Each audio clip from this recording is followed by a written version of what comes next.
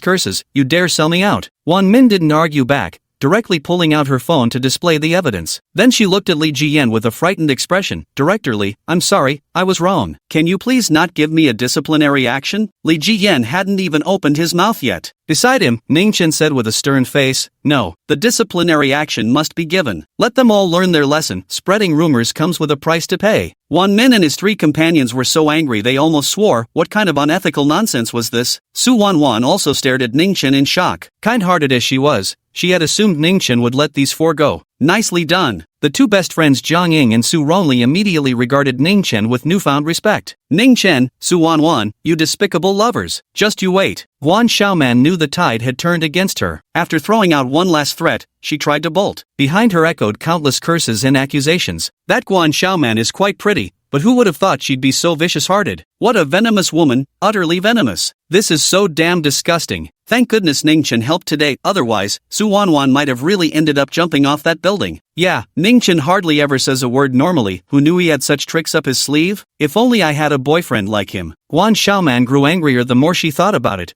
her footsteps quickening until she wished the ground would swallow her whole. Leaving the classroom and heading down the stairs, her foot slipped unexpectedly, sending her tumbling down the steps with a series of thuds, accompanied by piercing screams. Li Jiyan heard the commotion and froze for a moment before rushing over. Holy shit, what the hell happened? Call an ambulance, quick! A crowd of students immediately ran over to gawk, then cursed that he deserved it. Needless to say, this was naturally Ningchen's handiwork. With just a trace of spiritual energy infused, ordinary people became his puppets on strings. Su Wan also ran outside and saw Guan Xiaoman lying in a pool of blood from her fall. Her face turned pale with horror. Ah, oh my god, what? Are you feeling sorry for her now? Ningchen glanced at her. The horse that is too meek is ridden by everyone. If you don't learn to be tougher with your gentle nature, you'll keep suffering when you enter society. Oh, then I'll try my best. Su Wan clenched her small fists, her eyes flashing with newfound fierceness. But it lasted barely 2 seconds before she couldn't help shooting Guan Xiaoman a worried look. Seeing this, Ningchen gave a light sigh. No classes this afternoon. Let's go to your place for a meal. Oh,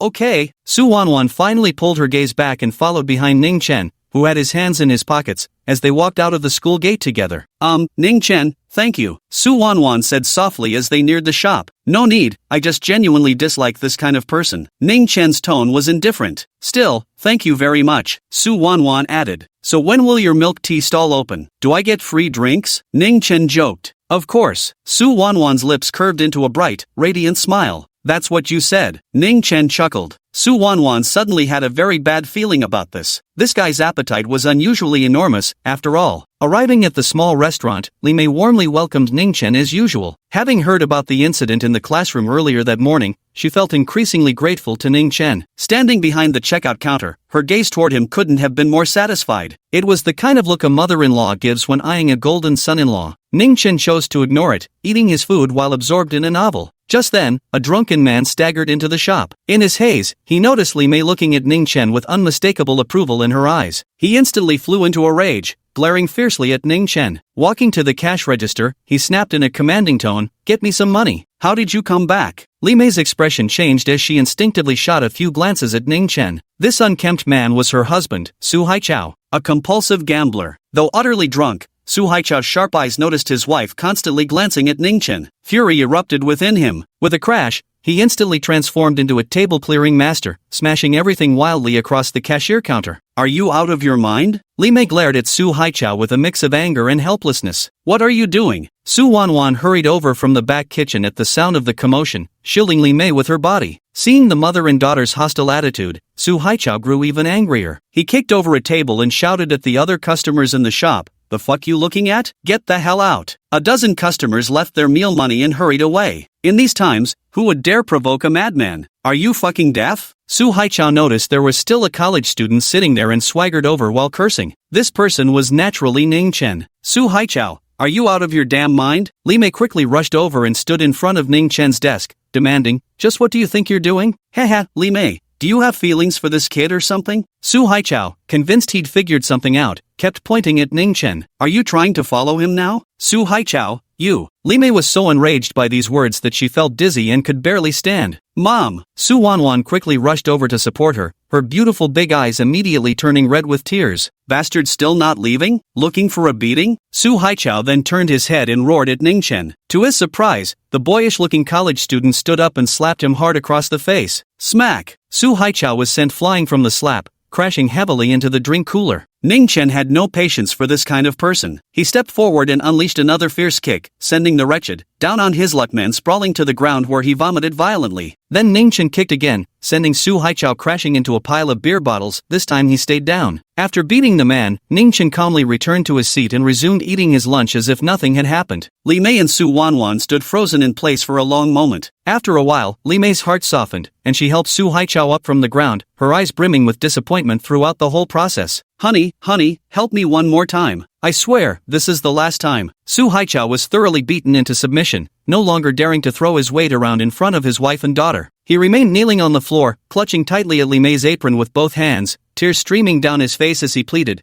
50,000, just give me 50,000 more, let me catch my breath. The debt collectors are right outside. If I can't come up with the money today, they'll chop off one of my hands. Chapter 55. Let him call for backup, let's see how far he can go. Li Mei shook her head tearfully, placing a hand on her husband's head. Go ahead and chop it off, she said. If it'll make you quit gambling, I can live with you losing a hand. Li Mei. Su Haichao slapped Li Mei's hand away fiercely and jumped up from the ground. They say one day as husband and wife means endless affection. How can you be so heartless? You'd rather see my hand get chopped off than pay the money? It's just 50,000 yuan. Perhaps those final words struck a nerve in Li Mei. She wiped her tears and slapped Su Haichao across the face, screaming in anguish, $5,000? You think 5,000 comes easy? I worked from dawn to dusk, slaving half a year to earn that much, and you gambled it all away in one night. Su Haichao, the greatest regret of my life, Li Mei, was marrying you. Her nearly broken voice echoed through the small diner. Su Wanwan wept, her heart filled with mixed emotions. She felt both humiliated and utterly disgusted by her gambling-addicted father, yet couldn't help pitying him too. There was a time when Su Haichao had been a good father with a respectable job, until the day gambling took hold of him. Ningchen watched the scene unfold with an expressionless face, feeling little emotional response. Having lived for 2,000 years,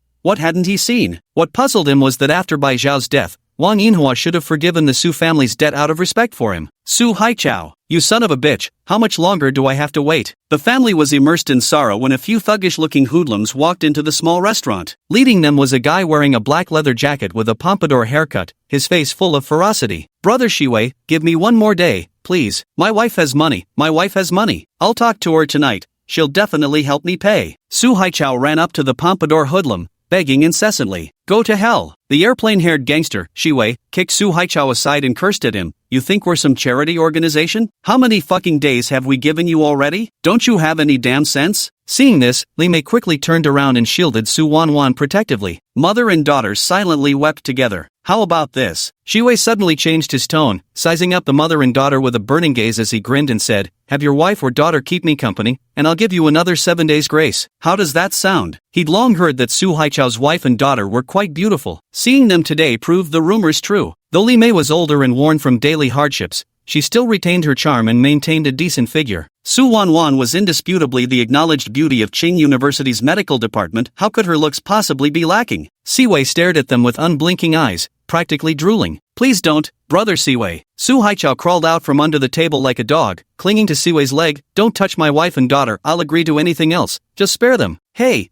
can you let me eat my meal in peace? At this point, Ningchen couldn't take it anymore and had no choice but to speak up. The small restaurant suddenly fell silent. Shiwei and his gang of delinquents turned to look at this boy whose face still carried traces of youthful naivety, their expressions filled with surprise. Are college students nowadays all this reckless? Who the hell asked for your opinion? Get the fuck out of here, or I'll fucking kill you. Behind Shiwei, a thug in a tank top cursed. Ningchen couldn't be bothered to deal with it himself, so he directly dialed Wang Yinhua's number. Hey, bring some men to Li Mei's restaurant. Right, there are a few blind fools who need dealing with. Help me tidy things up. Shiwei and the other hoodlums couldn't help but laugh when they heard this. Kid, you sure know how to act tough. Shiwei lit a cigarette, looking at Ningchen with a mocking smile. Which crew you rolling with? Never heard of Shiwei from the Four Seas gang? Ningchen ignored him. Wei Ge is talking to you. Are you deaf? A green-haired thug stepped forward, ready to throw hands. Xiaowei stopped him with a laugh. Let him call for backup. I want to see how capable he really is. A student probably just shaking down other students for help. Ha ha. The four thugs burst into laughter together. Witnessing this scene, Su Haichao was filled with suspicion. Though this college student might be strong and capable in a fight, in the end, he's just a student. How could he dare to challenge those who live by the underworld rules? The Mingxuan clubhouse wasn't far from Li Mei's restaurant. Under Wang Yinhua's personal lead, over 30 armed thugs arrived swiftly. Crash! The Chen Xihao and Chen Xihao brothers charged at the forefront, each brandishing a large knife as they flung aside the door curtain and barged in, followed by a dense crowd of people. What the hell? Little Wei. Several hoodlums from the Sihai gang were sitting at a table in the shop smoking when they saw such a large group of fierce-looking men barging in with knives. 3 cigarettes immediately fell from their trembling hands. Stay calm. Little Wei had decent psychological resilience. He still had the cigarette dangling from his lips as he calmly jumped down from the table and straightened his clothes. Before he could even speak, Chen Xihao lunged forward with a slash of his knife. With a sickening crunch, the blade bit deep into his shoulder. Ah! The shop instantly erupted with a piercing, pig-like howl of agony. Ah! Su Wan also screamed in fright. Li Mei and Su Haichao quickly covered their daughter's eyes, staring at the scene in stunned disbelief. Sui's several underlings were all petrified with fear. Brother Chen. Wang Yinhua arrived with a group of underlings, all bowing in unison to Ningchen. At this moment, Su Haichao felt like his brain was lacking oxygen. Ningchen nodded and uttered an then said, "Take them to the back to deal with it." Yes, Wang Yinhua obeyed the order. Take them to the back alley. Go! Get up! Motherfuckers, daring to mess with Brother Chen, you tired of living? Shi Wei and his gang were quickly hauled away. Occasional screams came from the direction of the back kitchen, scaring Su Haichao so much he didn't even dare to speak. Wife, who on earth is he? Su Haichao gulped hard. He's Wanwan's classmate, named Ningchen, Li Mei replied. He's really just a student? Su Haichao was even more shocked. Ah, if Wanwan could find a boyfriend like this, I could die in peace, Li Mei sighed with emotion. At this moment, Su Haichao hesitated repeatedly but finally decided to step forward and apologize. Shun, Brother Chen, I was blind just now and failed to recognize Mount Tai. Please don't hold it against someone as insignificant as me. Ningchen couldn't be bothered with such trash. After finishing his meal, he pulled out a tissue, wiped his mouth, and left. Su Haichao watched Ningchen depart and let out a long sigh of relief. Phew. As for Shi Wei and the other ruffians from the Sihai gang, Wang Yinhua ultimately didn't go for the kill. After all, times have changed, this isn't the old society anymore. Killing people willy-nilly won't do. Soon, news of Shi Wei and his gang being crippled reached the ears of the Sihai gang's boss. A single call can summon Wang Yinhua along with the Chen Zilong and Chen Zibo brothers? Fascinating,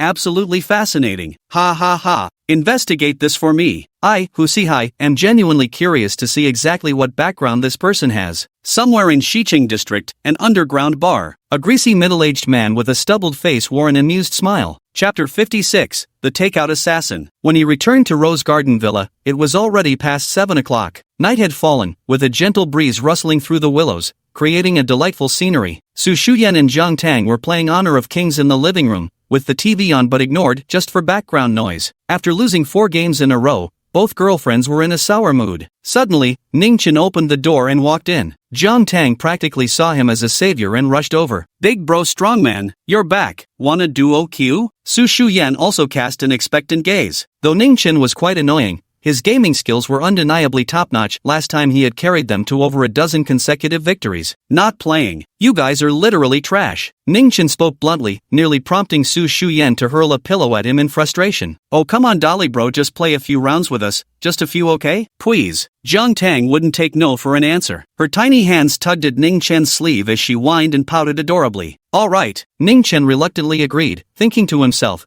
taking these 2 noobs along might actually make the game more challenging. Winning too easily wouldn't be any fun anyway. Su Shu Yan was initially angry at being mocked for being a liability, but after winning several rounds in a row, her mood started to brighten. She even considered ordering KFC, specifically asking Ningchen if he wanted some. Ningchen didn't refuse, treating it as payment for carrying her in the game. Soon after, the voice of a delivery person could be heard outside the door. Hello, KFC delivery. Zhang Tang froze upon hearing this. Delivery services can enter the campus now? Su Shu Yan shook her head. I don't know. Luochang Rose Garden is a high-end residential area where food delivery personnel aren't permitted to enter. Usually, residents pick it up themselves or call the property management to have it delivered. Hello, this is KFC delivery. Please come out and collect your order. The delivery guy's voice called out again. Ningchen frowned slightly, detecting a faint trace of murderous intent in the tone. He sensed trouble was coming his way again. Just as this round ended, he stood up and said, I'll get it. You all wait here. Wow, brother Dolly is being so diligent today," Jiang Tang praised with a cheerful laugh. Su Shu Yan also cast a surprised glance at Ningchen. As the door swung open, a delivery man clad in blue uniform stood outside with his head lowered, obscuring his features. The moment he handed both family buckets to Ningchen, his right hand abruptly transformed into a claw-like shape,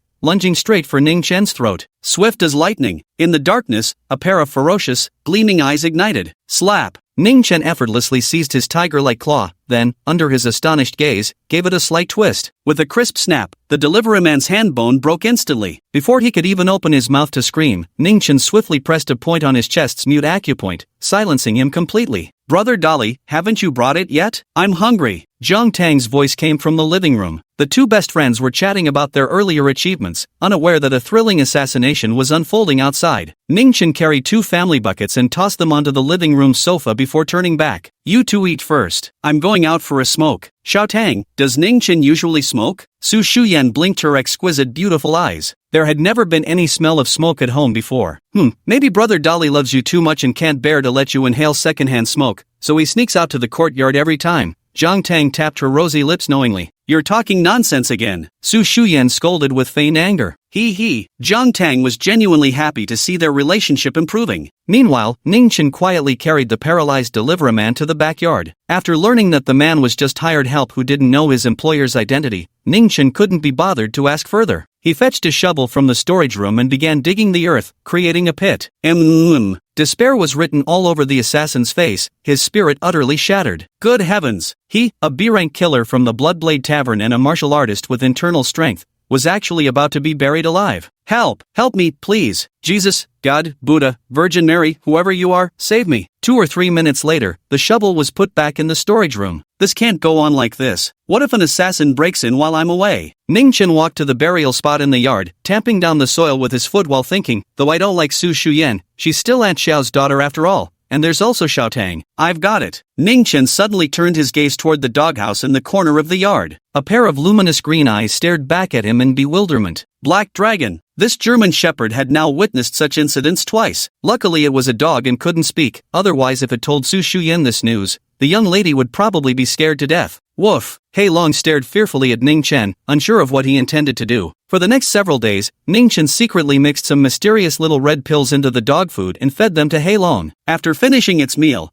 Black Dragon felt an unbearable heat coursing through its body. The pills seemed to possess some magical power, multiplying its physical strength exponentially. Soon, Su Shiran and Jiang Tang were shocked to discover that Black Dragon, usually so well-behaved, had started destroying the house. At first, it just tore up the sofa and gnawed on tree bark, but then it escalated to biting through the TV, chewing up the refrigerator, and even digging a huge hole in the concrete wall. The two girlfriends were frightened and were debating whether to send Black Dragon away when Ningchen stepped forward. Strangely enough, the Black Dragon showed no trace of its usual intimidating demeanor before Ningchen, wagging its tail, licking his feet, not even daring to breathe too loudly, let alone wreck the house. Seeing that someone could control the Black Dragon, Su Shu Yan simply stopped worrying about it. Ningchen continued feeding the little red pills to the Black Dragon. Though spiritual herbs are scarce on Earth, thankfully Wan Yinhua managed to smuggle in the blood of 18 ferocious beasts. Combined with some rare Chinese medicinal herbs, she refined these low-tier blood-nurturing pills. After some time, helping Hei Long advance his physical body to the qi refining stage shouldn't be a problem. Ningchen secretly contemplated. The qi refining stage corresponds to a martial arts grandmaster. It seems there's only one grandmaster in the entire Qingzhou region. This is the power of a nascent soul ancient monster. Without using even a trace of spiritual energy, he could make a dog step into the qi refining stage. If this news spread, it would scare countless martial artists to death. As for the underlings under Wang Yinhua's command, after practicing the ancient body strengthening technique,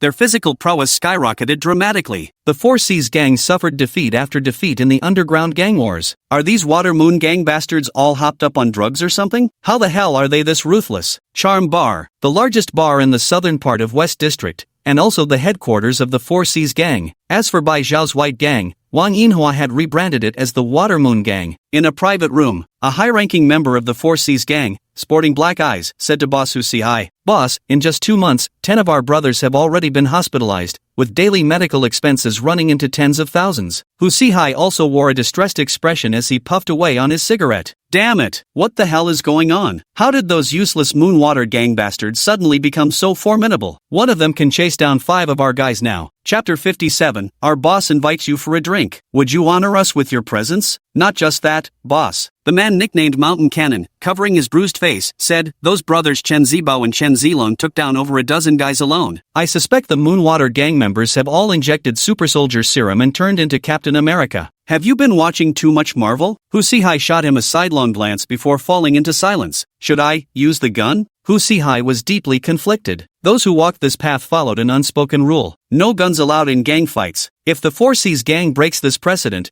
they'll likely face joint pursuit from both the underworld and authorities. But if this continues, the Water Moon gang will take over all of 4C's territory. Right then, Shan Pao received a phone call, his face immediately lighting up with excitement. Boss, we've found the mastermind behind the Water Moon gang. Really? Hu Sihai seemed to have spotted a way to break the deadlock. He suddenly stood up from the sofa and threw away his cigarette. Boss, we spent 100,000 yuan to bribe a member of the Shueiyue gang. He sent us the information on their real leader. Shan Pao promptly handed his phone to Hu Sihai. Hu Sihai looked at it with great anticipation, nearly dying of anger the next instant. Are you Ningchen from Clinical Class 2, Medical Department of Qinzhou University? You fucking country bumpkin. Are you an idiot? You spent 100 grand and still got played. Hu Sihai smashed his phone against Shan Pao's face and roared furiously. Shan Pao seemed prepared, quickly explaining, Boss, don't be angry yet. I just asked around if Zheng Yan got beaten up by this kid before, and Wang Yinhua was there too at the time. That college student definitely isn't simple. Maybe we should grab him and question him first? Hu Sihai pondered for a moment before responding, fine. Shan Pao, you go make a trip, bring that kid back here. I'll personally ask what his relationship with Wang Yinhua is. Yes, boss. Su Wanwan's milk tea stall had been doing quite well recently. Since this was a school-supported project, it was allowed to open right at the entrance of the campus commercial street. Many people came specifically to see Su Wanwan, eager to witness just how beautiful the renowned campus belle of the medical department truly was. Shu Yan, let's go get one too. I heard there's a queen of bubble tea here, and she's absolutely gorgeous.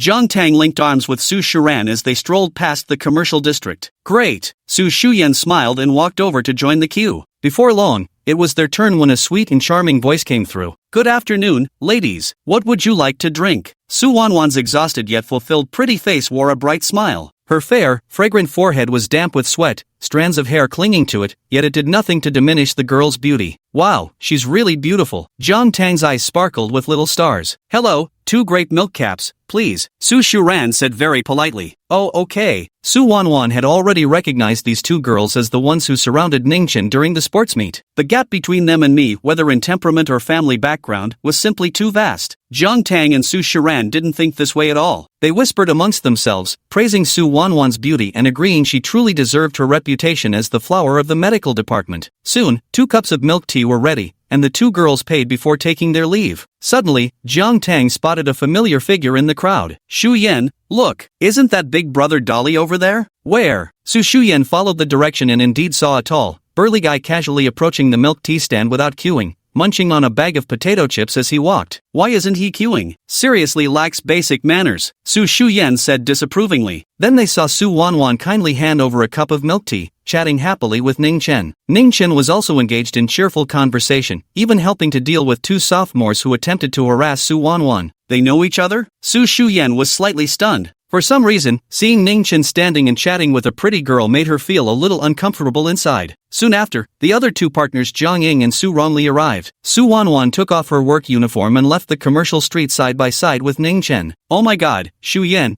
they went to have dinner together. Zhang Tang was shocked. Is Dolly Ge actually dating the campus belle Su? None of my damn business. Su Shu Yan turned and walked in the opposite direction, her stunning face flushed with anger. She didn't even know why she was so furious. Perhaps because someone was blind. How's the milk tea shop business doing? On their way out of school, Ningchen casually asked. It's going really well. Last month we made over 10,000 in profits. After splitting with Rongli and Yingying, each of us got nearly 5,000. Su Wanwan beamed with delight. Ningchen rarely asked her questions proactively, which couldn't help but make her even happier. Oh, actually, Ningchen was just asking casually. Ningchen, you seem to really like these potato chips. Are they really that delicious? Su Wanwan looked curiously at the potato chip bag in Ningchen's hand. It's alright, Ningchen sighed. Truth be told, he was nearly gagging from eating them. But there was no choice. Who could have guessed these toxic mushroom chips contained traces of spiritual energy, even if the concentration was pitifully low? Just as he stepped out of the school gate, over a dozen figures suddenly emerged from behind and followed closely. Again? Ningchen shook his head and said with great resignation, Wan, I just remembered something urgent. Go back first, I'll catch up with you later. Alright. Su Wan obediently left without asking any questions. Ningchen watched her leave safely, then was swiftly surrounded by the group. Big shot, that chick got away, one of the thugs exclaimed. Don't mind her, the boss wants this kid. Leading the group was a young man built like an ox,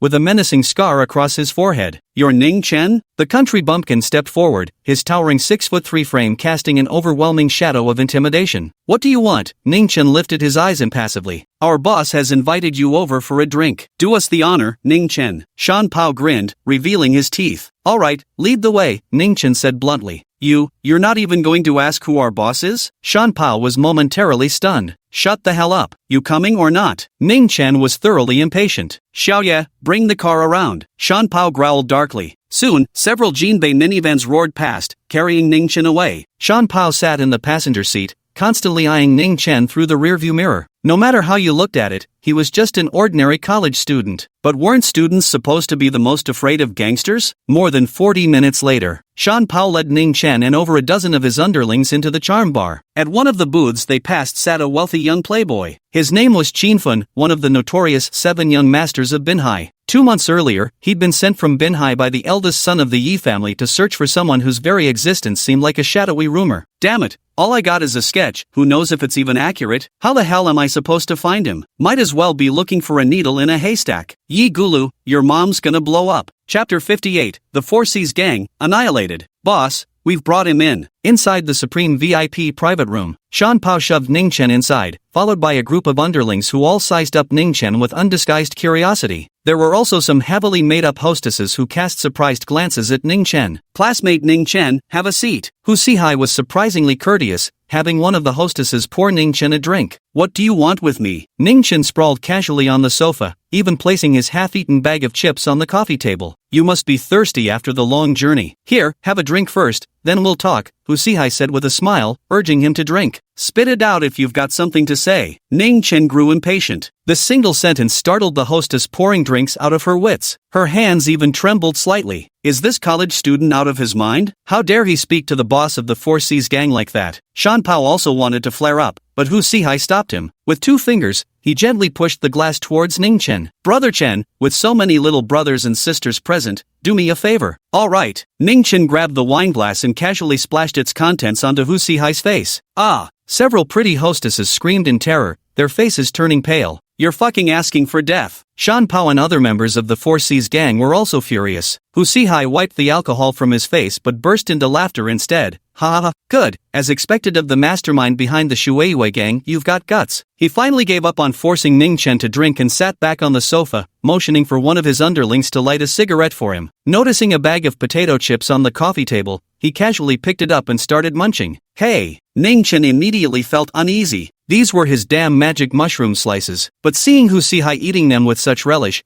he couldn't bring himself to stop him. Brother Chen, let's talk. While eating, Su Sihai said, if the Sihai gang and Shueiyue gang keep fighting like this every day, we'll only end up hurting each other and letting other gangs take advantage of the situation. I'm not the leader of the Shueiyue gang. You should talk to Wang Yinhua. Ningchen shook his head. Give me a break, Brother Chen. How could Wang Yinhua, just some woman, possibly be capable of managing such a large gang like Shueiyue? Su Sihai didn't believe it at all. I have a proposal, he said. Why don't our 2 gangs merge? I'm older than you, so I'll reluctantly take the role of the big boss, and you can be the second in command. What do you say? As he spoke, he glanced down at the bag of chips in his hands, wondering, what brand of chips are these? So delicious that faint herbal aroma is simply irresistible, Just then, a sharp pain surged from my lower abdomen. Tisk. Su Sihai put on a painful expression, clutching his stomach while whimpering and groaning as he slumped sideways on the sofa. Boss, what's wrong? Shan Pao hurried over. There's poison. Su Sihai pointed at the chips in his hand, his face turning purplish red. What? The mountain cannon froze for a moment before snatching the potato chip bag,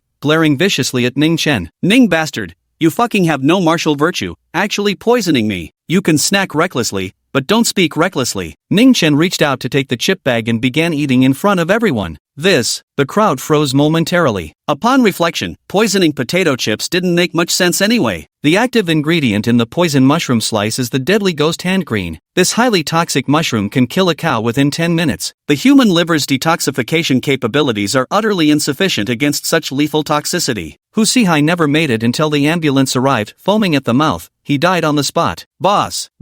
Shan Pao hugged Su Sihai's bluish-black corpse, wailing and shouting, "Kill him! Kill him!" The spacious private room erupted with roars and cries for blood. As it turned out, tonight's gathering was a Hongmen banquet, a trap all along. Members of the Four Seas gang had long prepared their weapons, each brandishing a cleaver, charging recklessly towards Ningchen. A bunch of ants, Ningchen sneered. Ordinary controlled blades turned into crumpled metal paste with just one grip of his palm. With a flick of his arm, men were sent flying like stacked dominoes. In no time, the floor was covered with members of the Four Seas gang, their moans combining into a symphony of pain. Yet Ningchen remained seated on the couch the entire time, not moving a muscle.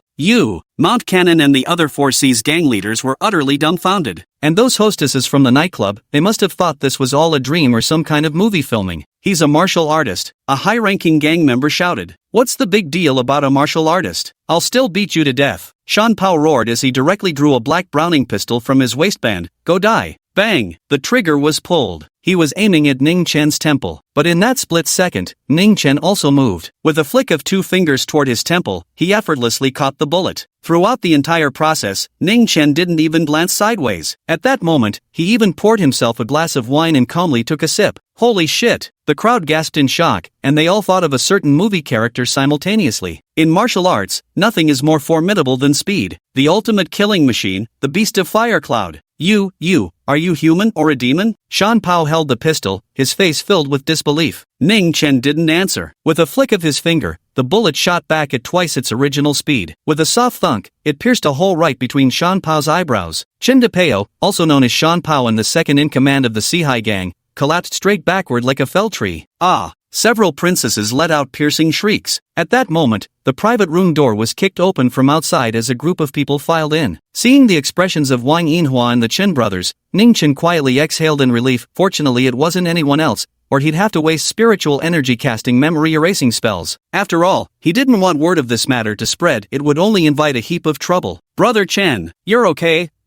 What in the? Wang Yinhua burst in with hurried steps, only to freeze on the spot at the sight of the complete mess scattered across the floor. Chen Zibao, Chen Zilong, and other members of the Shuiwei gang were all dumbfounded. "Nothing more for me here. You handle this. I'll take my leave." Ningchen stood up and walked away with an air of effortless indifference. "Su Sihai, Chen Shanpao?" Wang Yinhua noticed the top leader and second-in-command of the Four Seas gang, and immediately sent someone to investigate the situation. "Sister Yinhua, they both stopped breathing." The younger brother's trembling voice came through. Wang Yinhua felt dizzy, her mind starved of oxygen, and collapsed onto the sofa. The Seaside Gang, wiped out? Oh my god. Chapter 59, Uncle Su Jang Wo. On this perfectly ordinary night, one of Shi City's major gangs, the Four Seas Gang, was completely wiped out. The Shuiwei gang secretly took over the Four Seas Gang's assets. By the time other gangs realized what was happening and wanted a piece of the action, it was already too late. "Brother Chen, we now control half of the Western District. Today we took over dozens of shops. Just from collecting monthly fees, we'll be making millions in income every month." Wang Yinhua called excitedly. "With new territory comes responsibility. Focus on legitimate business now, no bullying ordinary people. Whatever protection money you're collecting,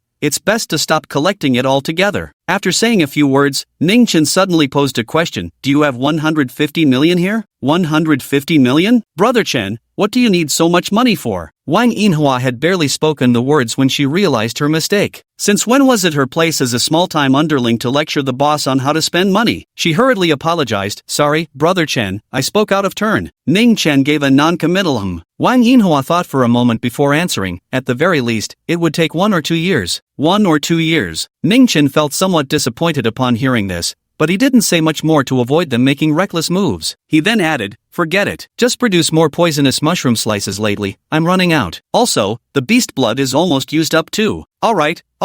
Wang Yinhua cupped the receiver with both hands, nodding continuously. Ningchen was sitting in class when he suddenly spotted Su Wanwan listening attentively in the front row. He casually remarked, "By the way, there's a loan shark debt under someone named Su Haiqiao. Wipe it clean." "Wipe it? Got it." Wang Yinhua didn't dare to ask further. "If he ever dares borrow money from you guys again, Beat him up for me, Ningchen added nonchalantly. No problem, Brother Chen. Consider it done. Wang Yinhua agreed instantly. After hanging up the phone, Wang Yinhua, who had stayed up all night, lay back in her chair when an absurd thought suddenly arose in her mind. If she clung tightly to Brother Chen's coattails, it might even be possible for her to become the underground queen of all Qingzhou in the future. But what does Brother Chen need 150 million for? On the other side, Ningchen didn't give these trivial matters the slightest thought. After class, Suan picked up a newly released milk tea from her desk, intending to let Ningchen try its flavor first. A cold and aloof girl with a high ponytail suddenly walked past her. Who is she? Suan froze momentarily. This senior has such a powerful aura. That senior Wen Qinglan in her 4th year. Rumor has it she comes from a martial arts family. What business does she have with Ningchen? Jiang Ying's curious voice could be heard. Under the admiring gazes of many students, Wen Qinglan walked straight up to Ningchen.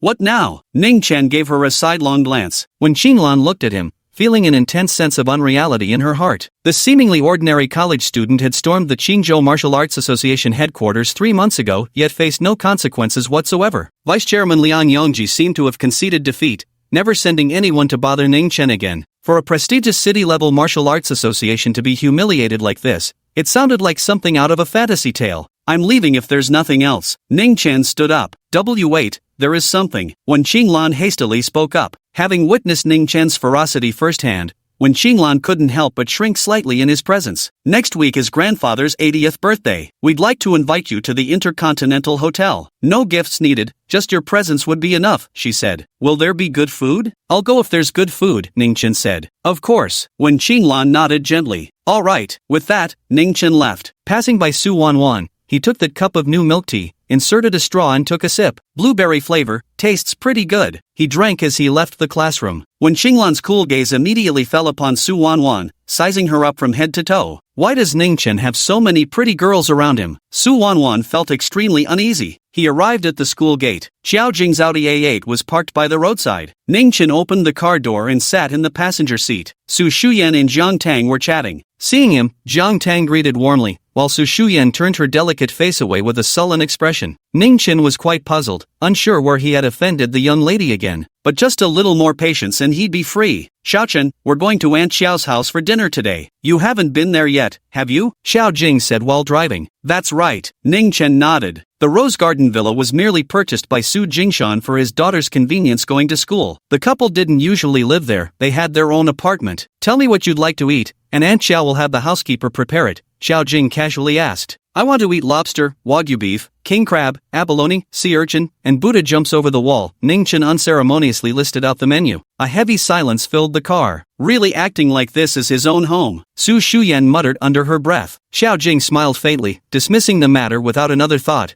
and promptly called the maid to make the necessary arrangements. Before long, the car wound its way through the streets and arrived at Wulin Residence in the city center. Wulin Residence was one of the most luxurious apartment complexes in all of Qingzhou, situated with West Lake to its left and the Grand Canal to its right. Even its smallest units could fetch between 50 to 60 million. Su Jingshan and Xiao Jing lived in a 500 square meter luxury flat. Contrary to expectations of lavish decor, the space exuded a strong sense of lived-in comfort. The couple's daily life was still relatively simple by ordinary standards. At noon, Ningchen was eating with the Su family when the doorbell suddenly rang. Honey, did you invite guests? Xiao Jing asked. No, I didn't, Su Jingshan replied, equally puzzled. The butler Fan Yi went to open the door. A stout, middle-aged man with a receding hairline strode in. Catching the aroma of food wafting through the air, he laughed heartily. Jingshan, having a meal, huh? Looks like I came at just the right time. What brings you here? Su Jingshan stepped forward, a trace of displeasure flickering between his brows. That's Su Jang Wo, Shu Yan's uncle. At the dining table, Jiang Tang said to Ningchen,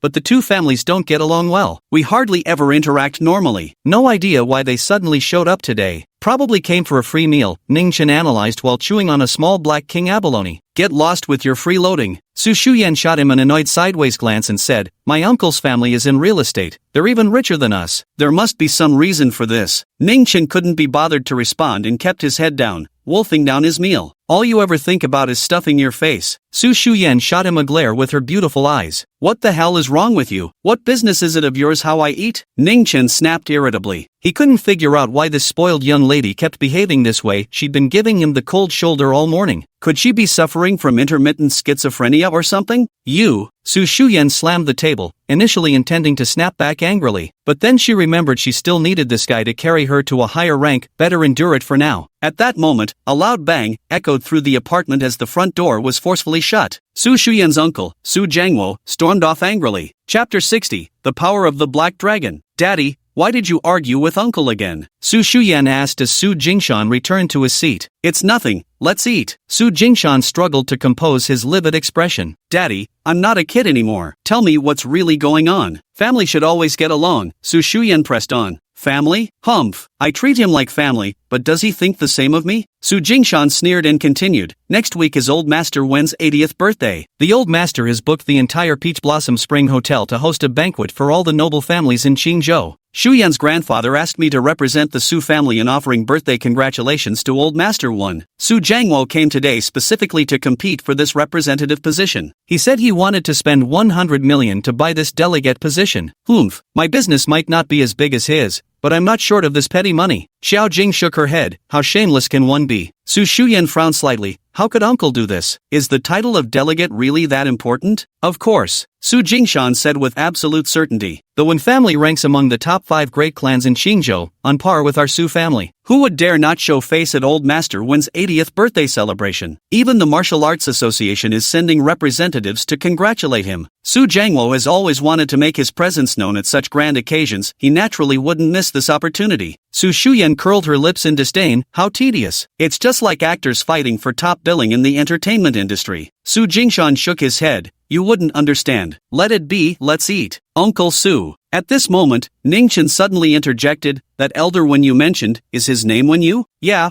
what about it? Su Jingshan asked. Nothing much. Ningchen didn't elaborate. He wasn't very familiar with the upper-class circles of Qingzhou. Turns out old man Wen has considerable face after all. You're not even going, why do you care? Su Shuyan snapped at him again. Who says I'm not going? Ningchen shot back. You're not going, period. Su Shuyan snapped back. Alright, let's eat. Su Jingshan helplessly cut off their bickering. He really didn't intend to bring Ningchen to Old Man Wen's birthday banquet. Just imagine, appearing at the Su family's seating area as Ningchen. What kind of speculation would that invite? Shu Yan's boyfriend? Their future son-in-law? Though Ningchen was outstanding, Su Jingshan couldn't shake the deep-rooted feeling that, given Ningchen's family background, he wasn't quite worthy of his precious daughter. In the afternoon, with no classes scheduled, Su Shuyan and Jiang Tang decided to go shopping at Qingzhou Plaza. Jiang Tang had initially wanted to drag Ningchen along to use him as free manual labor, but was mercilessly rejected. Upon returning to Rose Garden Community, Ningchen noticed 2 suspicious individuals using binoculars to spy on the villa. Target spotted, stay hidden. The 2 assassins spotted Ningchen and quickly ducked their heads into the shrubs. Shortly after, Ningchen took Black Dragon out for a walk. The assassins immediately followed. Near Green City Rose Garden lay a large undeveloped wasteland overgrown with waist-high weeds. Ningchen intended to test Black Dragon's combat skills there. Black Dragon, there are 2 tails behind us. Go, take care of them. Ningchen removed the collar from Black Dragon, gently stroking the fur on its head with his hand, then pointed behind them. Woof, woof woof. Black Dragon raised its head in response, its piercing gaze locking onto the 2 assassins hiding in the grass. Old smoke. I think he noticed us, one of them whispered suspiciously. Damn it, we're exposed, run. The other turned and sprinted away. These 2 C-rank assassins sent by their organization never dreamed that a dog could run this fast. Black Dragon, having been fed nearly 100 blood nourishment pills by Ningchen, now possessed physical capabilities rivaling an inner force martial artist. On the wasteland, what appeared to be a black lightning bolt streaked across. 2 assassins were successively pounced upon by the Black Dragon, their throats sealed by its razor-sharp fangs. The 2 assassins convulsed, staring in terror as Ningchen approached them unhurriedly. And no, please, one assassin struggled desperately, trying to crawl away. The Black Dragon raised its paw and swiped at his thigh. With a sickening crack, the thigh bone shattered, and the assassin let out a piercing scream. What kind of goddamn breed is this dog? The other assassin's final thoughts were brimming with utter disbelief. Ningchen couldn't be bothered keeping captives. He simply had the Black Dragon dig a pit and bury both men on the spot. This kind of guy is obviously cannon fodder, not even worth interrogating. He hoped the assassin organization wouldn't be so foolish as to court disaster. Otherwise, on a day when he was in a bad mood, he might very well wipe them out root and branch. After his routine corpse disposal, Ningchen wandered around a bit longer before returning to the Rose Garden villa with Black Dragon in tow. Unexpectedly, yet another shady figure was lurking at the doorstep, peering into the house. "What are you doing?" Ningchen walked over and scolded. "Oh, it's you?" The sneaky fellow recognized Ningchen at a glance, immediately plastering a smile across his chubby face. "What are you doing here?" So he was Su Shu Yan's uncle, Su Jang Wo. "I live here. What's the matter?" Ningchen asked while holding onto Heilung's leash. "You live here?" Su Jang Wo pointed at the villa, staring at Ningchen in shock as if he'd stumbled upon something scandalous. "Living together. Son-in-law." For big words flashed through Su Jang Wo's mind. His smile deepened even further. "Your name was... what was it again?" "Never mind. Listen, young man. I've got a business deal to discuss with you, wondering if you might be interested." "How big is the deal?" "Over 10 billion, and I might consider it," Ningchen replied. 10 billion. Su Jang Wo immediately suspected Ningchen had lost his mind. He laughed awkwardly. "Young man, don't aim too high. Help me with a small favor, and I'll give you 100,000. How about that? You think you're tossing coins to a beggar?" Ningchen walked forward and shoved him aside. "Move." The black dragon also barked furiously at him. "Woof woof woof. 200,000. Su Jang Wo took a few steps back, holding up 2 fingers. Ningchen took out his keys, directly opened the villa's courtyard gate, and ignored him completely. Just as he was about to close it, Su Jang Wo suddenly played dumb and wedged his foot in the door. "Your foot." Ningchen's expression turned cold. "Don't push me." Su Jang Wo paid no heed to his warning and said with a grin, "Kid, you free tonight? How about uncle treats you to dinner at Peach Blossom Spring? Then we hit up Mingswan Club for a massage. The girls there are real lookers, if you catch my drift, AH. Bang! Before the words were fully spoken, Ningchen exerted force and slammed the courtyard gate shut with a heavy thud. With a sharp crack, Su Jang Wo's left foot fractured, eliciting a pig-slaughtering-worthy scream of agony. Only after he pulled his foot out did Ningchen leisurely lead Heilong inside at a measured pace. "You little brat, just wait. If I don't kill you, I swear I'll stop using the Su surname." Su Jang Wo clutched his foot swollen like a pig's trotter, cold sweat pouring from the pain. Ningchen had already led Black Dragon into the courtyard and fed it another blood nourishment pill. Chapter 61, How's Your Mother's Health? This elixir actually carries a trace of savage properties. Even a little white rabbit would become as fierce as tigers and wolves after prolonged consumption. Ordinary people would find it hard to control a beast that has consumed the blood nourishment pill, but Ningchen had mastered the beast taming art. Even if the black dragon could one day kill a grandmaster with a single bite, it wouldn't dare disobey his commands. Su Shu Yan and Jiang Tang stayed out having fun until 9 o'clock before returning. "Dolly G, Shu Yan bought you a limited edition pair of AJs. Come try them on quick." Jiang Tang knocked on Ningchen's door while holding a beautifully wrapped shoebox. Su Shu Yan's voice immediately came from the living room. "Xiao Tang, you're speaking nonsense again. Clearly you bought them for him." "I definitely didn't." "You're the one who paid for them though." Jiang Tang stuck out her little tongue playfully. "I just happened to pay for everything together," Su Shu Yan said with an arrogant cuteness, absolutely unwilling to admit she'd bought shoes for Ningchen, even though she had indeed footed the bill. Ningchen took the shoebox and pulled out a pair of gray and blue Air Jordans. "How much?" "I'll transfer it to you." Ningchen tried them on in the living room and was surprised to find they fit perfectly. He then looked over at Su Shu Yan. Coincidentally, Su Shu Yan was sitting on the sofa, her fair and slender legs elegantly crossed. From Ningchen's angle, her alluring curves were on full display. Su Shu Yan's cheeks flushed slightly as she quickly grabbed a cushion to cover her thighs,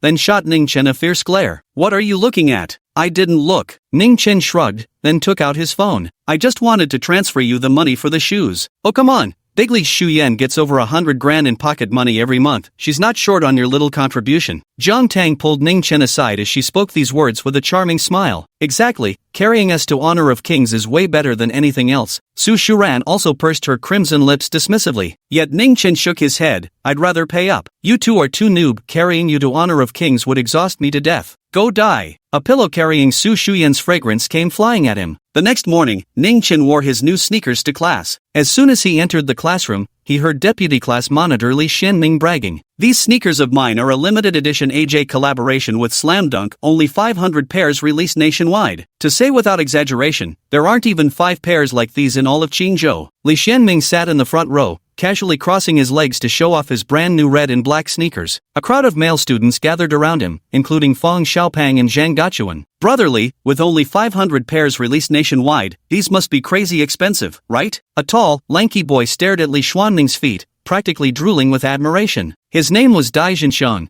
a die-hard basketball fan who tagged along behind Li Xianming all day long. No shit. Li Xianming said smugly while bouncing on his toes. These are limited edition collab sneakers with Rukawa Kid's signature. A pair costs 40 to 50 grand. I had to bug my old man for days before he finally caved and bought them for me. I guarantee you won't find another identical pair anywhere at Qing University. Just as he was boasting, Ningchen walked past the gathering crowd. Zhang Dachuan glanced down and immediately spotted the pair of basketball shoes on Ningchen's feet, identical to Li Xuanming's, with their striking red base and prominent black swoosh, impossible to miss. Ningchen, those shoes on your... Zhang Dachuan quickly pointed and shouted, instantly drawing the attention of all the male students in the room. Whoa, another pair of the Rukawa Kid collaboration edition? Fang Xiaopang also exclaimed, staring enviously at Ningchen's feet. Ningchen, I never imagined you were a hidden rich kid. You bought the just-released collaboration edition. Ningchen casually replied, I didn't buy it, it was given to me. Fake shoes, obviously. Li Xianming cut him off, glancing at his feet before declaring confidently, there aren't even 10 pairs of this Rukawa collaboration edition in all of Qingzhou, and I know every owner. Ningchen, are those knockoffs comfortable? How much did you pay for them? A few $100. Li Xianming deliberately mocked Ningchen. Whether they're comfortable or not is none of your damn business. Ningchen shot him a sidelong glance. Say one more word and I'll slap the taste out of your mouth, you believe me or not? He couldn't care less about whether the shoes were real or fake as long as they could be worn. Getting worked up, huh? Someone's pissed. Li Xianming pointed at Ningchen, snickering gleefully at his buddy beside him. Next thing you knew, Ningchen straight up delivered a bitch slap right across his face. A sharp smack echoed through the classroom. Li Xianming clutched his face, completely dumbfounded as he stared blankly at Ningchen. He never expected Ningchen would actually strike without hesitation the moment the words were spoken. Damn it, how could such people still exist in 21st century's rule of law society? Ningchen, I'll fucking kill you. Li Xianming, being a man after all, wasn't about to take a beating without fighting back. He immediately swung his fist toward Ningchen. Smack! And then he got another big slap upside the head. I'll fight you to the death. Slap! Ningchen, you'll die a horrible death.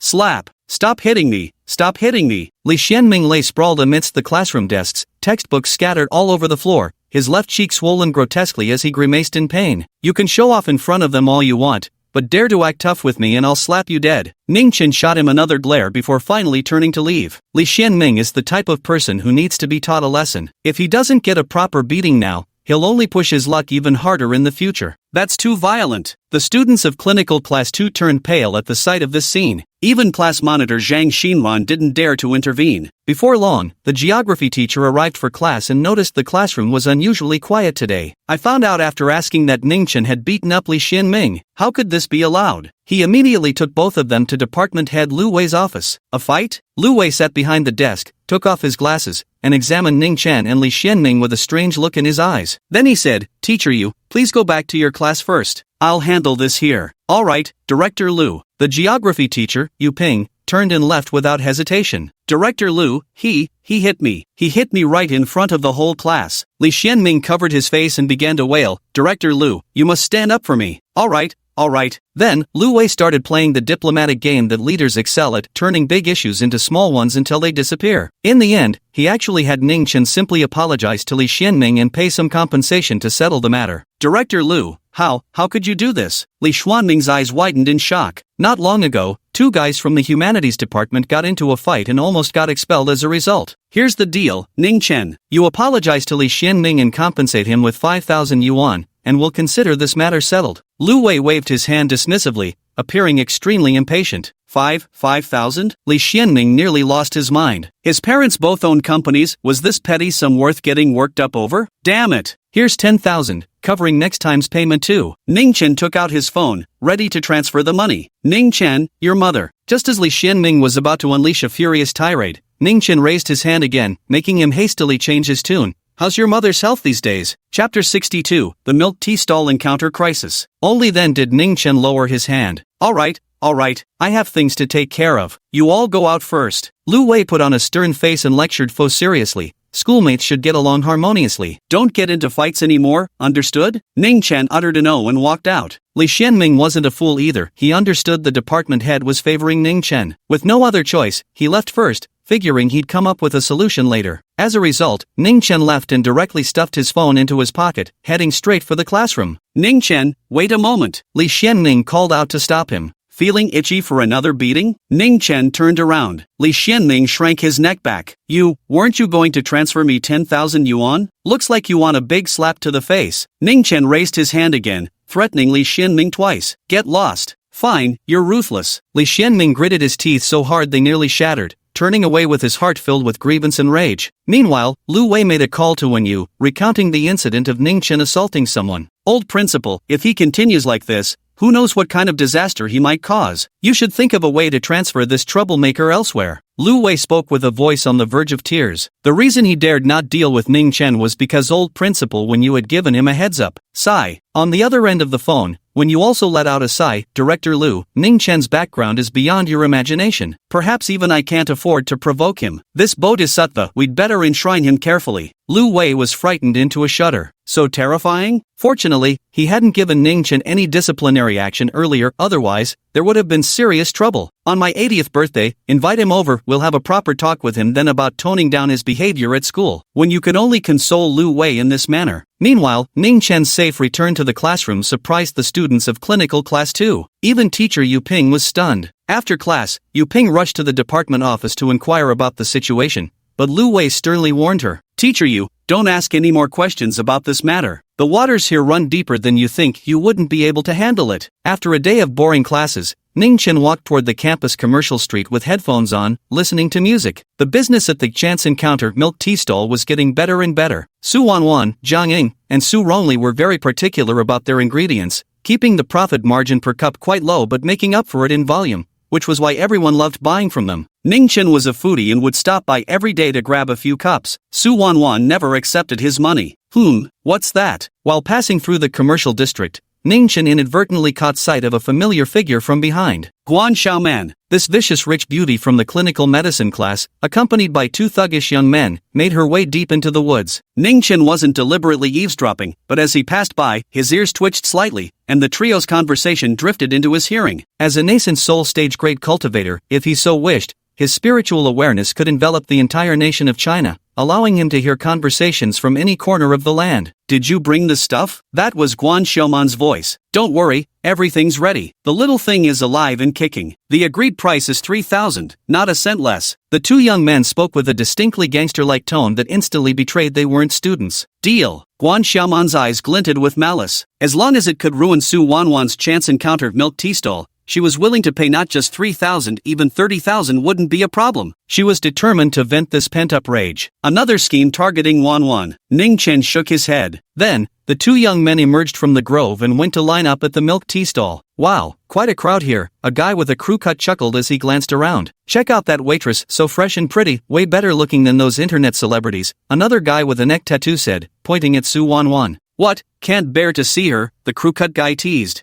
Why would I? She's not my woman, the tattooed guy snorted. Soon, they each bought a cup of milk tea and sat down at a stone table near the commercial street to drink. Within minutes, the guy with the crew cut suddenly shouted, "Holy shit, what the hell is this?" The tattooed man stood up from his seat. What's wrong? A cockroach. There's a fucking cockroach in the milk tea. This is disgusting as hell. The spiky-haired guy pointed at the milk tea, bending over as if about to vomit. His voice was so loud that some students at nearby tables turned to look. There, floating atop a half-finished honey lemon drink, was a small black insect. Upon closer inspection, it was unmistakably a little cockroach. And it was still alive. Ugh! The tattooed man felt the urge to vomit instinctively and picked up his milk tea, intending to throw it away. The guy with the crew cut quickly stopped him. Wait, this is evidence, we can't just toss it. Let's go find them. Yes, let's find them. They must compensate us. The two of them stomped angrily to the meet-cute milk tea stall and slammed 2 cups onto the counter. A loud splatter followed as juice exploded everywhere. Su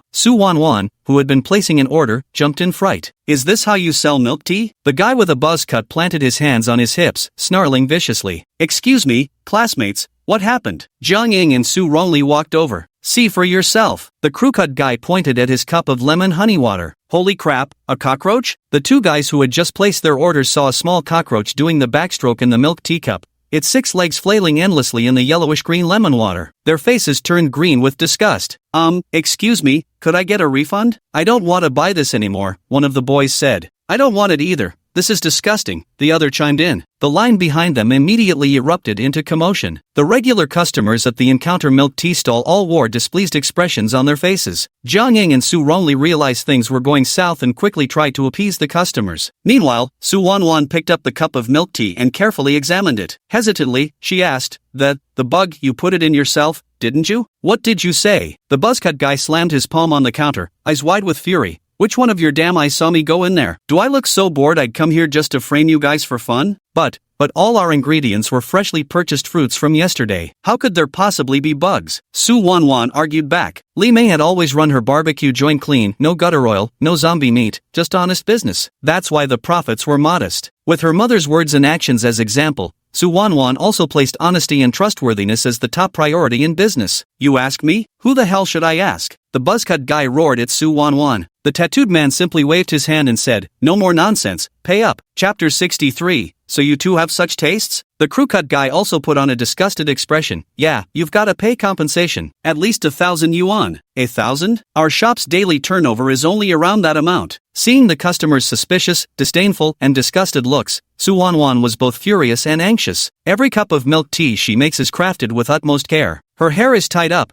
Her mask is on, not a single strand of hair or drop of saliva could possibly fall in. How could there be a cockroach? Idiots! Who told you to demand compensation? This is way too obvious. Guan Xiaoman, observing from not far away, was nearly fuming with rage. Sure enough, the moment compensation was mentioned, the eyes of several customers instantly flickered with suspicion. Those bugs weren't actually put there by you guys, were they? A girl whispered. Yeah, I buy milk tea here every day, their hygiene standards are always excellent. The more I look, the more this looks like a shakedown. Two more male students chimed in. Get lost, like you'd be cool with finding a cockroach in your drink, right? The crewcut guy snapped angrily, then started ranting at Su Wanwan again. Hurry up and apologize with compensation, or this isn't over. Watch out or we'll report you to your teacher and get this shitty bubble tea stand shut down. The tattooed man also shouted his threat. Just as Su Wanwan was at a loss about what to do, her savior appeared again. 1 honey lemon water, please. It's Ningchen. Su Wanwan immediately cast a grateful look. Jiang Ying and Su Ronli were also very happy. Placing an order at such a time was undoubtedly showing them the greatest trust and support. The two young men were not pleased. Hey, there's a cockroach in their milk tea, and you still dare to drink it? Aren't you afraid of dying? The flat top-haired guy snapped at Ningchen. That cockroach was planted by you too. What does it have to do with them? Ningchen glanced at him. What did you say? The two young men's expressions darkened. Ningchen gave Su Wanwan a look, signaling her to go make the milk tea while he handled the situation here. Kid, you'd better explain yourself clearly. Which I exactly saw us putting the bugs in? The guy with the crew cut stepped forward and grabbed Ningchen by the collar. The tattooed man also threatened, this ain't over until you give us a straight answer. Ha! Ningchen rarely hesitated to take action, but this time he smirked playfully. You're not students from our school, are you? Who says we're not? The crewcut guy forced a show of composure. Then which department are you from? Ningchen pressed. Which department? They weren't actually Qing University students at all, but instead were thugs Guan Xiaoman had hired from off-campus. Because they looked relatively young, no one had suspected a thing. The guy with the crew cut hadn't even finished middle school, let alone attended university, so he had no idea about faculties or departments. His face instantly flushed red. The tattooed guy quickly cut in. Who cares which faculty we're in? We're here because there's a cockroach in the milk tea. The hell you doing? Taking a census or something? The crewcut guy caught on and tightened his grip on Ningchen's collar. Yeah, don't try changing the subject, punk. Alright, let's have a proper talk about this. Ningchen first shoved the crewcut guy, sending him tumbling, then pulled out his phone from his pant pocket. You dare push me? I'll fucking kill you. The crewcut guy got up from the ground and immediately saw Ningchen tap open a video he'd just recorded. The filming location was a stone table at the entrance of the commercial street. The main characters were him and the tattooed man. Dozens of pairs of eyes turned to watch, and even Su Wanwan stopped making milk tea, focusing intently on her phone screen. There they were, the guy with a crew cut and the tattooed man, one stepping on a stool with his foot, the other smoking a cigarette, glancing around aimlessly, occasionally pointing at passing girls with a smirk on their faces. Did they look even remotely like college students? After about 4 or 5 seconds, the crew cut guy pulled out a large crumpled tissue from his pocket, carefully unfolded it, and poured something inside. Though it wasn't clearly captured on camera, even an idiot could tell it was a cockroach. These two were clearly here to extort money. Swish! Instantly, dozens of furious gazes fell upon the flat top and the tattooed man. What happened? Ruo Chen, why is it always him? Damn trash! What the hell is he doing? Guan Xiaoman, watching from nearby, looked utterly disgusted. She had a sinking feeling that this operation might be doomed to fail once again. Just then, a conflict erupted by the milk tea stand. When the two hoodlums realized their scheme was exposed and tried to snatch the phone, a group of male students blocked their way, leaving them flushed with anger. Su Wanwan, Jiang Ying, and Su Rongli all breathed sighs of relief, casting grateful glances at Ningchen. If it hadn't been for Ningchen, the reputation of Chance Encounter Milk Tea Stall would have taken a serious hit. I had no idea you two had such peculiar tastes, enjoying cockroach-flavored lemonade? Ningchen grinned as he pocketed his phone, then gave them a mocking salute to show his admiration. Brat, when the hell did you record that? Delete that video right now, or I'll fucking kill you. The two thugs revealed their ferocious expressions. Unexpectedly, Ningchen suddenly asked, "Did Guan Xiaoman send you? How did you?" Topknot froze, then hastily covered his mouth. Hearing such a question, they should instinctively ask who Guan Xiaoman is, but as soon as this half-sentence came out, the nearby students familiar with the feud between Su Wanwan and Guan Xiaoman immediately caught on. Guan Xiaoman again? That woman is truly horrible. Why does she always pick on Wanwan? She must be crazy. Jiang Ying and Su Rongli were furious. Su Wanwan also knitted her delicate brows, biting her cherry lips lightly,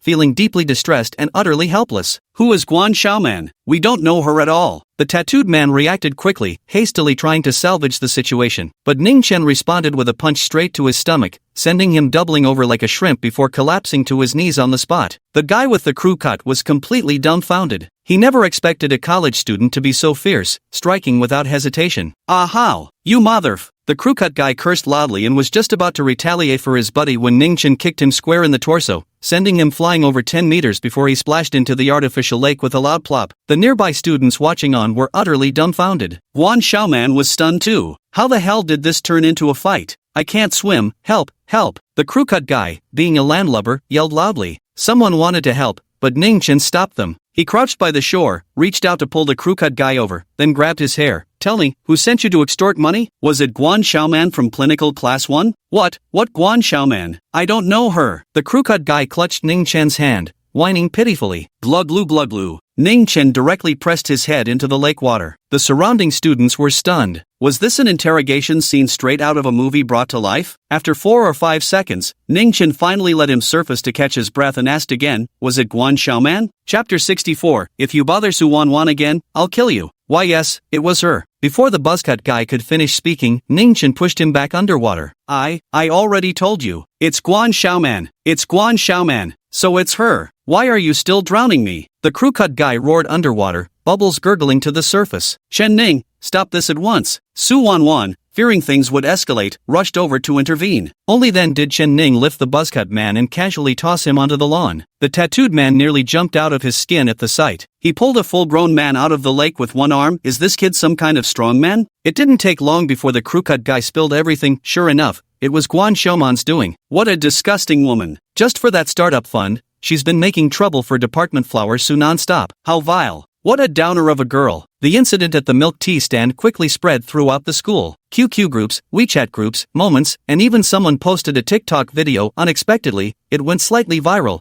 catching the attention of even the department heads. Upon hearing Ning Chen's name again, Department head Lu Wei felt his head was about to explode. My dear ancestor, you haven't even stayed calm for half a day before causing trouble again. In a certain office of the faculty, Lu Wei's expression was extremely grim. Come on, Director Lu. How is this my fault? Ningchen sat on the sofa with his legs crossed, speaking indignantly. It was clearly Guan Xiaoman colluding with outsiders to frame Su Wanwan. I was simply doing the righteous thing by helping out. Lu Wei was exasperated. That's their problem if they're framing someone. What's it got to do with you? What are you talking about? How is this none of my business? Bang bang bang. Ningchen solemnly rapped on the table. If the serendipity milk tea stand disappears, where am I supposed to get my free milk tea fix? Are you going to bring me some every day instead? Lu Wei. Just as they were speaking, a female teacher knocked and entered. Director Lu, Guan Xiaoman's father is here. Lu Wei's brows tightened slightly. Xiao Xia, please bring them in. This female teacher was the counselor for Clinical Class 1, named Xia Jing. After stepping out, she promptly brought in Guan Xiaoman and a middle-aged man with a receding hairline. The middle-aged man clearly ran a substantial business, dressed head to toe in designer brands. The moment he entered, he exuded an air of arrogance, his presence starkly different from that of ordinary parents. Director Lu, what exactly is going on? Xiaoman said she was being bullied, the middle-aged man demanded as he walked in. Guan Xiaoman trailed behind him, pointing accusingly at Ningchen as she cried grievance. Dad, it's him, he's the one who bullied me. Mr. Guan, here, have a glass of water first. Lu Wei personally poured him a cup. Guan Xiaoman's father was named Guan Weiman. He didn't accept the water, instead rolling up his sleeves and striding over to Ningchen. So you're the one who bullied Xiaoman? Yes, that's me, Ningchen nodded. I'm a busy man with no time to waste on trivial nonsense with kids like you. You'll apologize to my Xiaoman right now, then make the necessary clarifications and compensations. Understood? Guan Weiman reprimanded. Ordinary students would naturally feel intimidated when scolded by such an imposing parental figure. Ningchen found it amusing instead. He responded coolly, like parent, like child indeed, jumping to conclusions without even hearing the facts, demanding apologies straight away. Excuse me? Guan Weiman pointed at Ningchen. Believe it or not, my lawyer will be here within 3 minutes and sue you until you're bankrupt. By the way, where are your parents? I'd like to see what kind of trash raised such an ill-bred brat like you. Oh no! When Lu Wei heard Guan Weiman's aggressive tone, he knew things had escalated terribly. Even the old principal refused to provoke this man. Just how terrifying must his background be? Mr. Guan, you. Lu Wei had just begun to speak when Ningchen immediately took action. With a loud smack, Xie Jing, the counselor of clinical class 1, stood frozen in shock. He took action just like that? She had been a college counselor for 5 years and had never seen anything so outrageous. Dad! Guan Xiaoman shouted and rushed over. Meanwhile, Guan Weiman, suppressing the excruciating pain in his left cheek, climbed up from the ground and charged forward with clenched fists. You're done for, you little brat. As Guan Weiman charged over furiously, Ningchen casually picked his ear before delivering a powerful kick that sent him flying, leaving him gasping in pain. Director Lu, what are you doing? Call the police. Call the police now. This kid is rebelling. I can't. How could Lu Wei dare call the police? This was putting her in an impossible position. You dare hit my dad? I'll fight you to the death. By now, Guan Xiaoman had snapped out of her daze. She rushed at Ningchen, ready to claw and tear at him. Ningchen had already disliked this woman to begin with,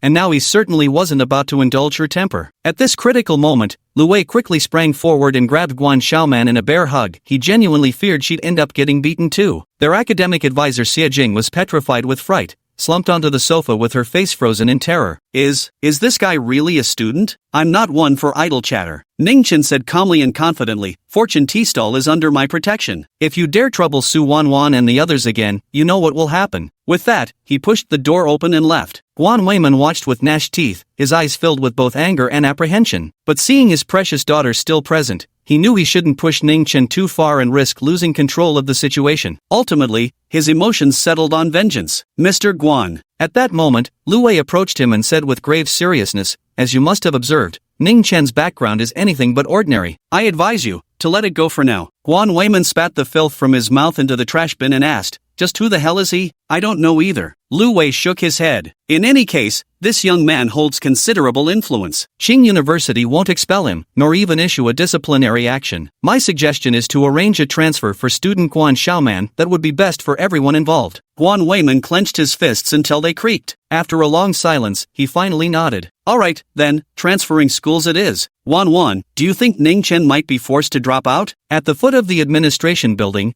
3 girls were anxiously waiting. I heard Guan Xiaoman's father runs a very successful building materials business, making tens of millions a year. Last year when the school built the new gymnasium, her father contributed significantly. Jiang Ying voiced her concern. This matter has blown up quite badly. There's a video on Douyin with hundreds of thousands of likes, and Guan Xiaoman is getting torn to shreds by netizens. Su Ronli continued. But when things escalate like this, it doesn't do us students any good. I heard about a senior student who exposed some management issues at our school on Weibo. Once the uproar died down, the school found some excuse to expel her. What? Expelled? Su Wan felt a chill run down her spine. Although she knew Ningchen was quite skilled in fighting, surely the school wouldn't take such things into account? If Ningchen got expelled, what would become of him afterwards? Chapter 65, 300,000. Just as they were discussing this, Ningchen's voice suddenly came through. What are you 3 doing here? Su Wan quickly looked up and trotted over. Ningchen, how are you? What did Director Lu say? Ningchen looked completely baffled.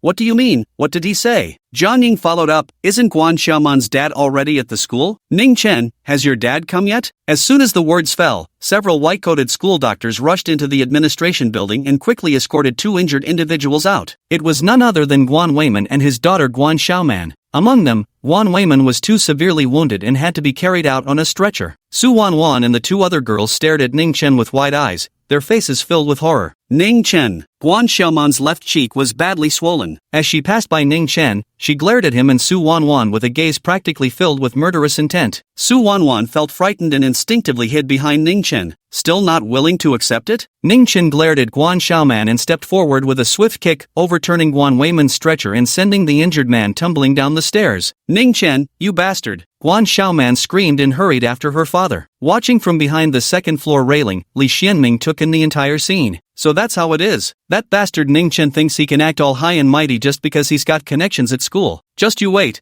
I'm gonna expose you. Let's see how you like a taste of cyberbullying. After leaving the administration building, Jiang Ying and Su Ronli tactfully excused themselves, leaving Su Wanwan and Ningchen some alone time. Ningchen, I know I've said it many times already, but I still want to say, thank you. Walking beside Ningchen, Su Wanwan couldn't hold back her tears. She couldn't imagine how far Guan Xiaoman would have pushed her today or last time if Ningchen hadn't stepped in to help. I'm not helping you, I just don't want to lose my supply of free milk tea. Ningchen remained indifferent, not even glancing at the attractive department beauty beside him. If you really want to thank me, then develop more milk tea flavors. Otherwise, if I ever get tired of drinking it, I won't help you again. Su Wanwan froze for a moment before lowering her head with a soft smile and giving a slight nod. This guy sure talks tough. The two walked along the scenic artificial lake for a while. As they approached the school gate, Su Wanwan suddenly mustered her courage. Ningchen! What? Ningchen turned his head impatiently. Could you be my boyfriend? Despite practicing countless times in her heart, Su Wanwan still stumbled over her words when the moment came. Blushing furiously, she quickly corrected herself, and no, I mean me being your. Don't even dream about it. Ningchen struck without mercy. Su Wanwan fell silent for a moment. If you don't want to date, that's fine. I can wait for you, until you're ready. No, I just think you're ugly. Ningchen refused once again, this time with an even more straightforward reason. Su Wanwan suddenly began to question her life's purpose. Since childhood, she'd been complimented on her beauty wherever she went, and these weren't just polite remarks. From middle school through university, the number of boys she'd rejected easily ranged between 800 to 1,000. For the first time in her life, someone had called her ugly. For some reason, her mind inexplicably flashed to the campus bell of Qingzhou University, that girl named Su Shu Yan. Ningchen, do you like Su Shu Yan? Su Wanwan asked softly. What? Countless question marks popped up in Ningchen's mind. But to make Su Wanwan give up, he had to say, yes, I'm into someone like Su Shu Yan. I understand. Su Wanwan raised her innocent, sweet face and forced a bright smile. It's okay, we can still be friends. I'll keep bringing you milk tea every day until you win Su Shuren's heart. Inside the hospital, Guan Weiman woke up in a daze, his entire body aching with unbearable pain. Ningchen, if I don't end you, I'll give up my family name. Damn it. Gritting his teeth against the searing pain, he picked up his phone from beside the pillow and dialed a number. Hey, leopard bro, 300,000, help me break someone's legs. On the other end of the line. On the rooftop of the Ming Diamond Clubhouse, Chen Xihao was practicing his martial arts bare-chested. Since practicing the ancient body strengthening technique and taking the body tempering powder, he could feel his strength improving by leaps and bounds every single day. How much stronger am I now compared to 3 months ago? Not just 10 times. When Guan Weiman's call came through, he nearly laughed out loud. What level am I at now? Why would I still bother with petty jobs like yours? Boss Guan, who's got on your bad side this time? I've been busy with my training lately, no time for this. Just give me a name and a photo, I'll have my boys take care of it. Chen Xihao said nonchalantly. Got it, brother Bao. Guan Weiman kept nodding repeatedly. He'd heard that recently, under the leadership of Sister Silver Flower, the Shuiwei gang had taken control of half the underworld in the Western District. Brother Leopard, to be honest, this matter is quite ridiculous and somewhat embarrassing. Guan Weiman said with a hint of shame, a student beat me up. Chen Xihao frowned slightly. A student? Guan Weiman gave an affirmative grunt. Not your average student. Probably comes from a powerful family, holds sway over Qingzhou University so completely even the department head wouldn't dare cross him. Otherwise, I wouldn't have floated a 300,000 offer. For some reason, Chen Xihao thought of a particular person. He pressed further. Some hotshot student? Huh? What's his name? Ningchen. Guan Weiman uttered 2 words. Then silence fell on the other end of the line. Brother Bao? Hey, leopard bro, you still there? You there? Guan Weiman pulled the phone away from his ear with a dumbfounded expression, glancing at the screen. Weird, the signal's fine. On the other end, Chen Xihao was breaking out in a cold sweat. His first instinct was to hang up the phone and block Guan Weiman, that fucking idiot. But then it occurred to him that this seemed like a great opportunity to earn some credit. He immediately said to Guan Weiman, Hey, boss Guan, the signal's bad here. Did you just say that student's name is Ningchen? Guan Weiman, yes, exactly. His name is Ningchen, from Class 2 of the Clinical Medicine Department. Chen Xihao nodded. Good, I'll arrange for someone to go there immediately. Transfer the deposit first. Guan Weiman was overjoyed. Great, great. Thanks, Brother Bao. Chen Xihao hung up the phone, immediately put on his clothes and went downstairs to brief Wang Yinhua about the situation. Wang Yinhua truthfully relayed the matter to Ningchen. 300,000 to buy my leg? Ningchen laughed. Since he's being this ruthless, I won't hold back either. Let's call the police. See, call the police? Wang Yinhua thought she must have misheard. Yes, hiring hitmen to harm others is such a vile act, of course they must be severely punished. Ningchen stated matter-of-factly, we are a society governed by law now. Yes, Wang Yinhua couldn't decide whether to laugh or cry. Make sure to gather all the evidence and hire the best lawyer, preferably one who can ensure he rots in prison. Ningchen added another instruction before hanging up the phone and leisurely strolling into the Rose Garden Villa. Chapter 66, Lin Jiaoyang. Well, if it isn't the great hero Ning? Ningchen had just slipped into sandals and walked into the living room when the sarcastic remark reached his ears. Su Yan was wearing a fluffy Hello Kitty pajama set, sitting on the sofa and eyeing him with an odd expression. What's his problem? Ningchen curled his lips and walked over to the tea table to pour himself a glass of water. He no longer felt any sense of restraint in this household. Big bro Dolly, Xu Yan and I both heard about what happened today. That hero saving the damsel in distress routine was seriously cool. Jiang Tang wore a mischievous grin as she trotted over and asked,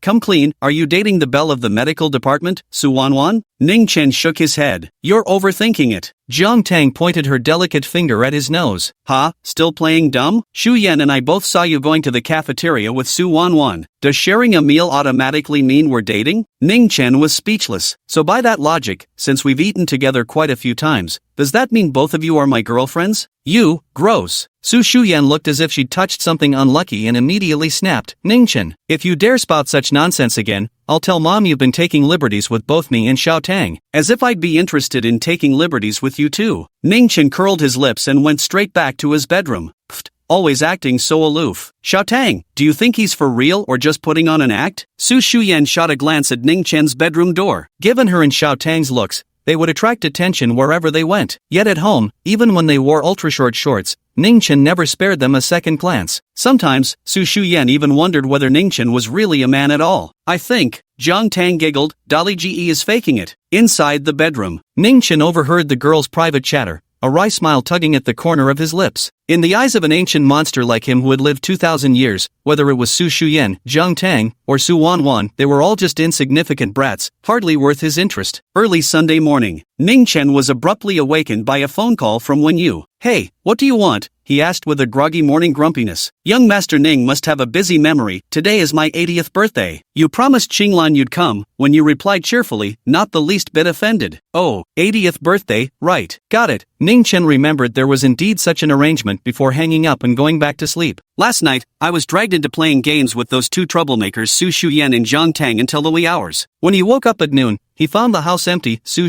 Yan and Jiang Tang were both gone. Normally at this hour, those two slackers would still be snoring away. Big brother Dolly, Xu Yan and I had something to come out for. There's food in the fridge, just heat it up yourself. This was the message Jiang Tang sent to Ningchen at around 8 in the morning. When Ningchen saw it, his heart felt warm and fuzzy. Living here for 4 years might actually be quite nice. Afternoon. Peach Blossom Spring Hotel was filled with luxury cars and a steady stream of distinguished guests. Today marked the 80th birthday celebration of the patriarch from the Wen family, one of Qingzhou's elite clans. Virtually every prominent figure from the city's upper echelons had gathered for the occasion. The Su family was naturally no exception. Su Jingshan, dressed in his finest attire, attended with his beloved wife Qiao Jing and cherished daughter Su Yan, mingling among Qingzhou's most influential figures. Ah, so many delicious things. Brother Dolly would be so happy if he were here. Jiang Tang passed by tables of untouched delicacies, popped a grape into her mouth, and sighed inwardly. Exquisite desserts, premium wines, imported fruits all piled on the tables like works of art. Yet most guests were too busy socializing, currying favor with the powerful to notice the spread. At most, they nibbled a couple of sushi pieces to stave off hunger. On the other hand, maintaining fresh breath after eating, without lingering food odors, is also an important aspect of social etiquette. Xu Yan, let me introduce you, this is Lin Jiaoyang. Su Jingshan introduced Su Yan to a tall, handsome, and wealthy young man. This elite bachelor was quite young, dressed in an expensive tailored suit, standing about 1.85 meters tall with strikingly handsome features, like a male lead straight out of a romance novel. Even Su Yan felt a flicker of amazement upon seeing it. It couldn't be called affection, but there was certainly some goodwill in her heart. Hello. Su Shu Yan greeted him with polite courtesy. You must be Uncle Su's daughter? Just as beautiful as the rumors say. This tall, rich, and handsome guy named Lin Jiaoyang went straight to hold Su Shu Yan's hand, even attempting to kiss the back of it. What are you doing? Su Shu Yan quickly took a step back, eyeing Lin Jiaoyang warily. Beside her, Xiao Jing also frowned slightly in disapproval. My apologies, Miss Su. Lin Jiaoyang scratched his head in embarrassment.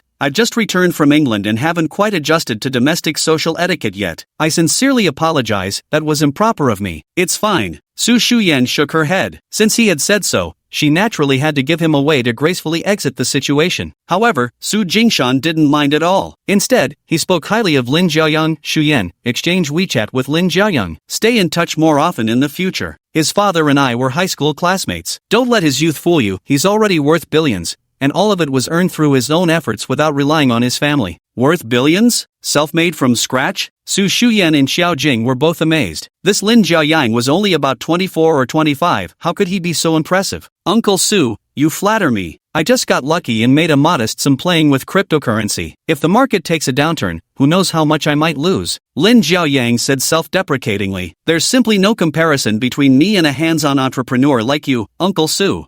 Such modesty from the young man. Su Jingshan smiled approvingly, but Xiao Jing recalled a news report from some time ago. It said some British student had started a virtual currency company to scam domestic investors, making off with billions and bankrupting countless families. Could it really be this young man before me? Jingshan, come here for a moment. Xiao Jing pulled her husband away. Before leaving, Su Jingshan had Su Shu Yan and Lin Jiaoyang exchange WeChat contacts, then asked, What's the matter, dear? Jingshan, let me ask you, are you trying to set up Shu Yan with this Lin Jiaoyang? Xiao Jing inquired. Absolutely. What about it? Su Jingshan replied matter-of-factly, Jiaoyang is currently the hottest catch in Qingzhou. Everyone's eyeing the billions in funds he controls, and I happen to know his father. You're pushing your own daughter into a pit of fire. Xiao Jing suddenly cut him off, fuming. You invested in cryptocurrency too? Don't pretend you don't follow the crypto scene. That kid engaged in insider trading. Plus he's suspected of money laundering. How many people has he driven to jump off buildings without a shred of remorse? Don't tell me you don't know. That's perfectly normal. Su Jingshan waved his hand dismissively, utterly unfazed. Too many uncertainties come with cryptocurrency. During those years of market downturns,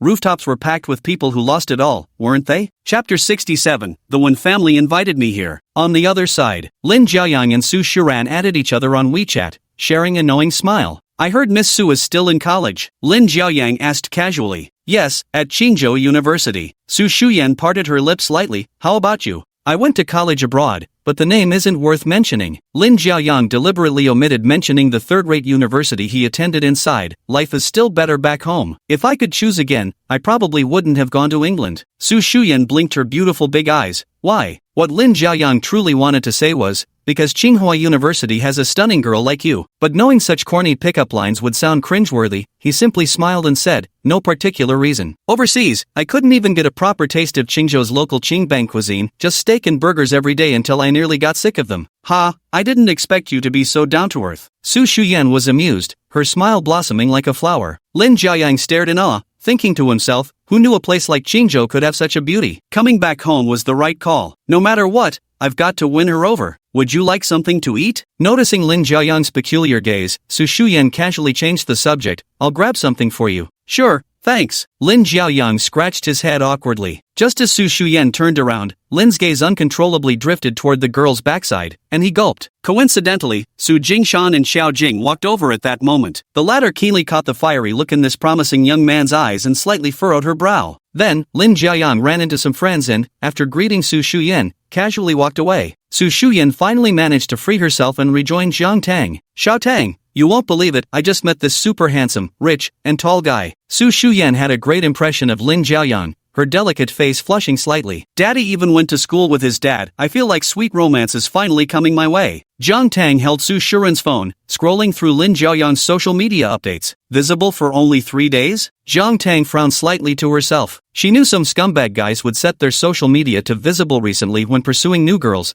just to avoid exposing too much personal information. At the same time, it added a touch of mystery to himself. Shu Yan, you've only just met him. Don't rush things. Someone as beautiful as you won't have any trouble finding a boyfriend. Zhang Tang said with a mischievous grin. Anyway, we've still got Big Brother Dolly as backup at home. Play a little hard to get. Him? Su Shu Yan's face instantly switched from anticipation to disdain. Oh please, there's no comparison between him and Lin Jiaoyang, one's dirt, the other's sky. It's not as exaggerated as you make it out to be. Zhang Tang planted her hands on her hips. I think Brother Dali is just fine. At least he can protect us when there's danger. Oh, Xiao Tang, you're actually standing up for Ningchen now. Su Shu Yan teased with a sly smile. Be honest now, do you have feelings for him? Of course not. I was just making an analogy. Zhang Tang wouldn't admit it and quickly changed the subject. By the way, Shu Yan, can we pack up the food here? I want to bring some back for Brother Dali. Caring for him so much and still saying you don't have feelings for him. Su Shu Yan shot Zhang Tang an annoyed glance. Although Ningchen had saved her family's lives, she still looked down on this small-town youth deep down, feeling it would be somewhat of a waste for her best friend to be with him. However, if those two were truly meant to be together, she would of course still give them her blessing. Just then, Su Shu Yan's gaze drifted sideways and suddenly spotted a familiar figure at the buffet area. This figure was devouring a plate of desserts with ravenous hunger, completely out of place among the social elites engaged in polite conversation around him. Ningchen? Su Shu Yan's delicate frame stiffened in shock. She gave Zhang Tang's shoulder a vacant pat and murmured, "Little Tang, am I seeing things? Why is Ningchen here?" What? Zhang Tang turned around and immediately broke into a delighted smile when she saw who it was. It's really Strong Brother. Strong Brother. Over here, over here. She waved excitedly, drawing quite a few curious glances from those around them. This made Su Shu Yan feel slightly embarrassed by the attention. Su Jing Shan and Xiao Jing also cast surprised looks in Ning Chen's direction, clearly startled to see him showing up at such an event. Little Tang. Ningchen raised his head to greet her, a smear of cream still clinging to the corner of his mouth. Brother Dali,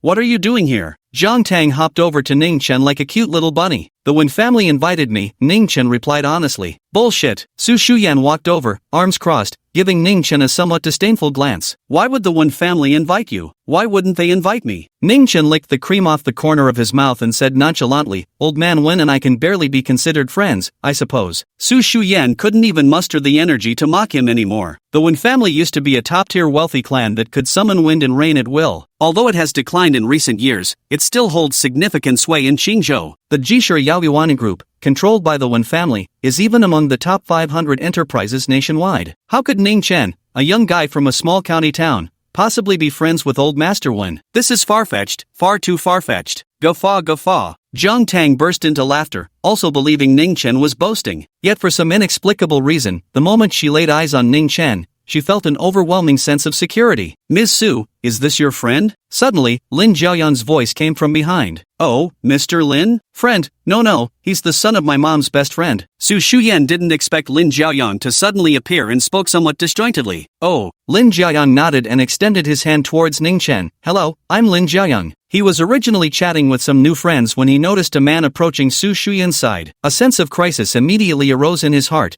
prompting him to stride over quickly. What annoyed him was that Ningchen didn't shake his hand immediately. Instead, Ningchen first ate a piece of cake before lazily extending his hand, his expression brimming with impatience. Ningchen, so arrogant? Must be the heir of some prominent family, Lin Jiaoyan thought to himself. Can't you show some manners? Su Shu Yan couldn't help but glare at Ningchen. Ningchen paid no attention at all, continuing to enjoy his dessert with lowered head. Old man Wen had specifically told him when bringing him in that the food here could be eaten freely. Brother Ning looks quite hungry, didn't you eat before coming here? Lin Jiaoyan couldn't help but smirk as he watched Ningchen wolfing down his food. Ate, but still hungry. Ningchen replied courteously. I see. Lin Jiaoyan was still trying to guess Ningchen's background, just how influential was this guy to act so boldly in this situation? Suddenly, the new friends he just made walked over. One of the men caught sight of Ningchen and immediately widened his eyes in disbelief. Ningchen, what the hell are you doing here? Brother Jihao, do you know him? Lin Jiaoyan turned to see the newcomer. It was none other than the young master of the Chen family, Chen Xihao, who had already clashed twice with Ningchen before. Chapter 68. Mr. Ning is an honored guest of our Wen family. Oh no! Su Shu Yan's heart skipped a beat. Security! Security! Chen Xihao immediately called out to the security guards nearby, then pointed at Ningchen. There's a country bumpkin who sneaked in here to mooch off the food and drinks. Hurry up and kick him out. Several bewildered security guards exchanged glances before quickly approaching. Country bumpkin? Lin Jiaoyan looked at Su Shiran with confusion. Su Shu Yan also felt a bit embarrassed. First, she glared at Ningchen, then said, Chen Xihao, what are you doing? What do you mean, what am I doing? A nobody like him has no right to casually walk into Elder Wen's birthday banquet. Chen Xihao snorted coldly. so he has no backing after all. Lin Jiaoyang snapped out of his daze, feeling as disgusted as if he'd swallowed a fly. His polished leather shoes quickly shuffled several steps aside. Soon, security guards arrived and surrounded Ningchen, who was still busy eating and drinking heartily. "Sir, may I ask if you have an invitation?" one of the guards inquired with a frown. "No," Ningchen shook his head. "Then may I ask how you got in?" the security guard inquired again. "Humph, he must have sneaked in somehow, how else could he be here?" Chen Xihao sneered. "Old one brought me in," Ningchen answered. The security guard was instantly speechless. Representatives from the Su, Chen, Lin, and other major families had arrived, yet even old Master One hadn't made an appearance. This brat was spouting nonsense without even drafting his lies properly. "Throw him out." At the security captain's command, two guards clamped their hands on Ningchen's shoulders. Chen Jihao's lips curled into a smug smirk. "Stop right there." But at that very moment, Su Jingshan and Xiao Jing rushed over. Xiao Jing was furious. She immediately shoved the two security guards aside, demanding, "What do you think you're doing? He's my godson." This. The security captain recognized Xiao Jing and promptly apologized. "Sorry, Manager Xiao, we didn't know." "Little Chen, when did you arrive? Why didn't you let me know?" Xiao Jing had a slightly awkward expression. Auntie didn't mean to deliberately not bring you along. It's fine, Aunt Xiao." Ningchen smiled without concern. "Alright, Xiao Chen, since you're here now, just stay put and have some snacks. Don't go running around," Su Jingshan said with a barely concealed frown as he gave his instructions. The voice had barely faded. A resounding smack echoed through the hotel lobby. Hundreds of guests dressed in crisp suits and evening gowns simultaneously turned their heads. Chen Xihao was flung like a ragdoll over a dozen meters away, crashing through several tables with a clattering din. The food from the overturned tables showered down on him, drenching him like a drowned rat. On the floor lay two bloodied teeth. Lin Jiaoyang and Su Shu Yan, everyone was utterly dumbstruck. No one expected Ningchen to dare hit someone under such circumstances. After a brief hesitation, Su Jingshan flew into a rage. "Ningchen, what are you doing? Beating someone up?" Ningchen leisurely withdrew his palm. "You?" Su Jingshan was so furious his eyes rolled back, his body swaying unsteadily on his feet. "Daddy!" Su Shu Yan, knowing her father had a weak heart, rushed to support him before yelling angrily, "Ningchen, are you out of your mind?" Ningchen ignored her. Just as he was considering whether to stay for the meal or leave, Chen Jihao's father, a pot-bellied middle-aged tycoon, was informed, "Lao Chen, your son's been beaten. Go take a look." "What?" Chen Zhibiao turned pale with shock and rushed over immediately. His beloved son Chen Xihao lay sprawled on the ground like a dead dog, blood streaming from his nose, mouth, and ears, two front teeth knocked out, barely conscious. "What's going on?" A wealthy young playboy, who had been busy wooing a girl, turned to Chen Zhibiao in surprise. "Master Qin, it seems Chen Xihao from the Chen family got beaten up." A glamorously dressed socialite exclaimed in shock. Someone actually dared to start a fight at an event like this. "Ha!" Qinfen looked at Ningchen's face and noticed the man bore a 70% resemblance to the portrait. Could it be him? Qinfen grew excited and quickly pulled out his phone to snap a photo, sending it to the young master of the Yi family back in Binhai. At that moment, after finishing the emergency call, Chen Zhibiao clenched his fists ready to punch Ningchen. "You little brat, how dare you hit my son Chen Zhibiao, I'll fucking kill you." "Stop!" A clear female voice suddenly rang out from the crowd. "He's only been gone for 5 minutes and already caused trouble. No wonder Grandpa asked me to keep an eye on him." When Qinglan glanced at Chen Zhihao lying on the ground and sighed helplessly. "Miss One." Chen Zhibiao gritted his teeth, pointing at Ningchen. This little bastard beat my son without any reason. The Wen family must give me an explanation for this." An angry voice echoed through the first floor hall. Everyone thought Ningchen was about to face trouble. However, when Qinglan glanced at Ningchen and said, "Account? What account needs to be given? Mr. Ning is an honored guest of our Wen family." Silence. The surroundings were deathly quiet. All the guests thought they must have misheard. The Wen family's esteemed guest? This punk? WH? What? Chen Zhibiao froze, staring dumbfounded at Ningchen before shifting his gaze to Wen Qinglan. "Miss Wen, you can't be serious. This kid." When Qinglan spoke with solemn seriousness, "Chairman Chen, please mind your wording." Chen Zhibiao swallowed hard. No wonder this young man dared to act so brazenly when striking someone. So he had powerful backing after all. The guests suddenly understood. Only the Su Jingshan family remained bewildered. "Xu Yan, did I hear that right?" Zhang Tang asked numbly. "Did the eldest daughter of the Wen family just say that Dali Ge is an honored guest of the Wen family? I'm not sure either. What exactly is going on?" Su Shu Yan suddenly felt she no longer recognized Ningchen. Recalling his earlier words now felt like repeated slaps to her face. "Xiao Chen, just what is happening here?" Xiao Jing's questioning voice came through. Su Shu Yan was practically pressing her ear against the conversation,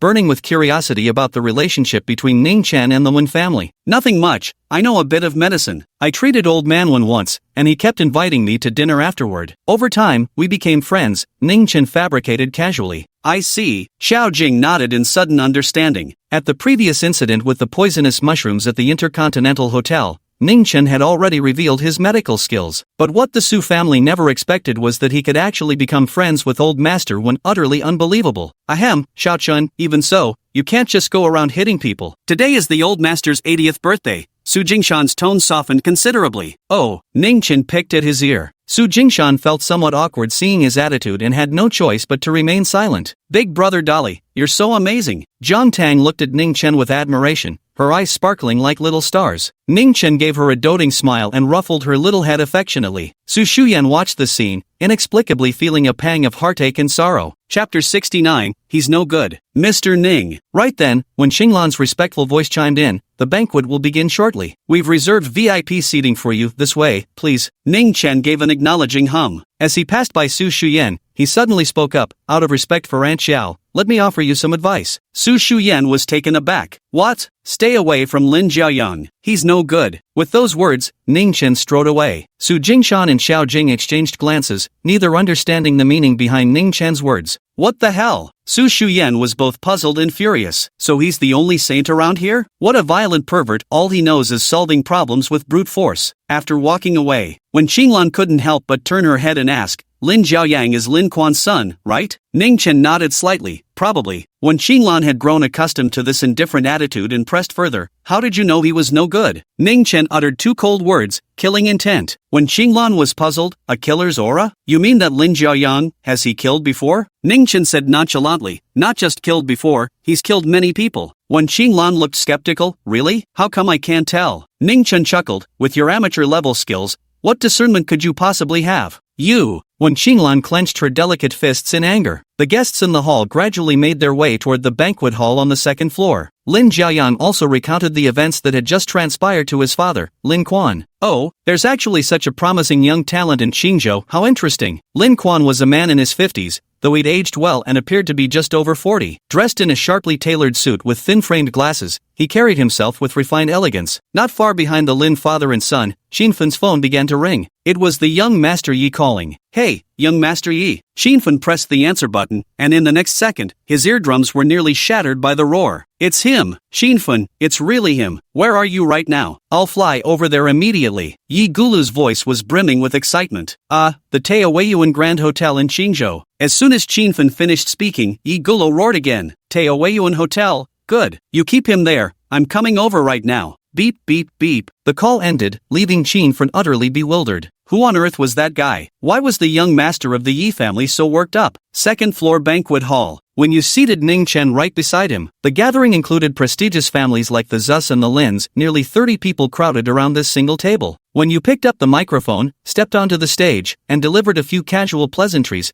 after which the banquet officially began. One exquisite dish after another was served, with price liquors like Maotai and Wuliangye visible everywhere. I've heard young Master Ning is highly skilled in medicine. May I ask which medical family you hail from? The Sun family of Binhai, the Tang family of Gusu, or perhaps the Lan family of Jinling? Seizing the moment during the toast, the Lin family head, Lin Quan, raised his glass and addressed Ningchen. Over 20 wealthy and powerful individuals at the table cast curious glances his way. Healing arts? Both Wen Yu and his granddaughter Wen Qinglan were slightly puzzled. Wasn't Ningchen an inner strength martial artist? How could he also know healing arts? No comment. Ningchen couldn't be bothered with him and kept picking at dishes with his chopsticks. An oppressive silence hung over the banquet table. The Lin family was a prominent clan in Qingzhou, yet this young man had the audacity to show such disrespect. Yo, acting all high and mighty, could it be our little brother here hails from one of the 7 noble houses or a prestigious family from the capital? If so, we're surely not worthy to share a dining table with you. A plump woman with burgundy-dyed hair spoke up,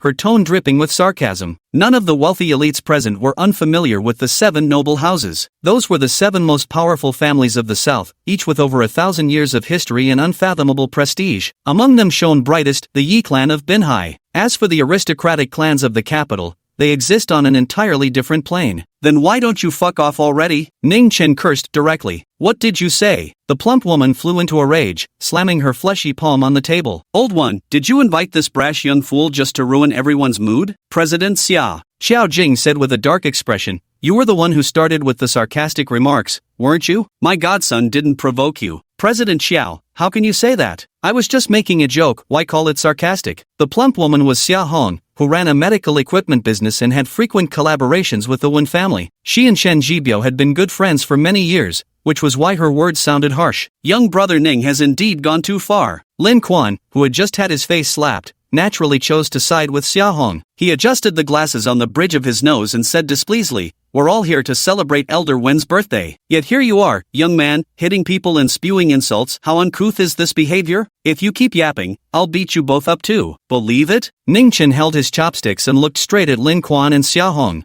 The two entrepreneurs were so furious they nearly started cursing. Alright, enough talking from both of you, let's eat. When you finally spoke, Xia Hong and Lin Quan reluctantly sat back down. Xia Hong wasn't done yet. She glanced at Lin Jiaoyang sitting across from her and smiled, saying, this must be the young master of the Lin family. My, what a handsome young man. You flatter me, President Xia, Lin Jiaoyang responded with a smile. Truly worthy of being a scion of a prestigious family, such fine manners. Unlike certain people, hey? Xia Hong shot Ningchen a sidelong glance and continued with sarcasm, young Master Lin, I heard you've already amassed billions at such a young age. Oh my. You're practically putting us old-timers to shame. No, just luck. Lin Jiaoyang hastily waved his hands in denial. Speaking of his son, Lin Quan was also brimming with pride. Still, he modestly added, Jiaoyang's just taking shortcuts, it doesn't really count as genuine skill. President Lin, you're too modest. Several entrepreneurs laughed in response. President Lin, I must say your son and President Su's daughter make a perfect match. Xia Hong, as if uncovering some secret, pointed at Lin Jiaoyang and Su Shu Yan with delight, exclaiming, just look at them, they're practically the golden boy and jade girl made for each other. Mr. Xia, don't talk nonsense. Seeing Su Shu Yan blush, Lin Jiaoyang quickly waved his hands and said, this is actually my first time meeting Miss Su today. So what? You'll get to know each other gradually later. Xia Hong became matchmaker-minded and kept trying to bring them together. Lin Quan and Su Jingshan exchanged knowing smiles. Xiao Jing, however, refused to let her daughter become a pawn in a marriage of financial convenience and was determined to end this discussion. She picked up a bag from beside her feet and handed it to the waiter with a smile, instructing him to deliver it to Wen Yu. Elder one, she said, this is a chicken blood stone ornament I recently had someone acquire from Lingnan. I present it to you today as a birthday gift, wishing you boundless happiness like the Eastern Sea. Everyone's attention was immediately drawn over. Su Shu Yan felt embarrassed by Xia Hong's remarks. Seeing her mother successfully steer the conversation elsewhere, she finally breathed a sigh of relief. Yet Lin Jiaoyang remained unsatisfied. In his eyes, Su Shu Yan was already as good as his. Chapter 70, A Treasure Beyond Price, Unimaginable to You. The gift exchange ceremony began. More than 30 guests at the table took out their carefully prepared birthday gifts. Old one, I heard you love tea. This century-old De Hong Pao tea brick is my birthday gift for you. Old one, I heard you appreciate calligraphy. This Lu Chunlin calligraphy scroll has been in my collection for many years. Today, I present it to you. Grandfather one. Wen Yu's face broke into a wide smile as he nodded repeatedly. Wen Qinglan helped receive the gifts. The Wen family was very wealthy and didn't care about these trivial gifts worth mere millions, so Wen Qinglan's face showed little expression. At this moment, Lin Jiaoyang stood up and lifted a gift box from beside his feet. Grandfather one, I just returned to the country and didn't have time to prepare a proper gift. This ginseng is a century-old specimen from Changbai Mountain. I spent over 8 million to acquire it. Since you're a leading authority in the pharmaceutical industry,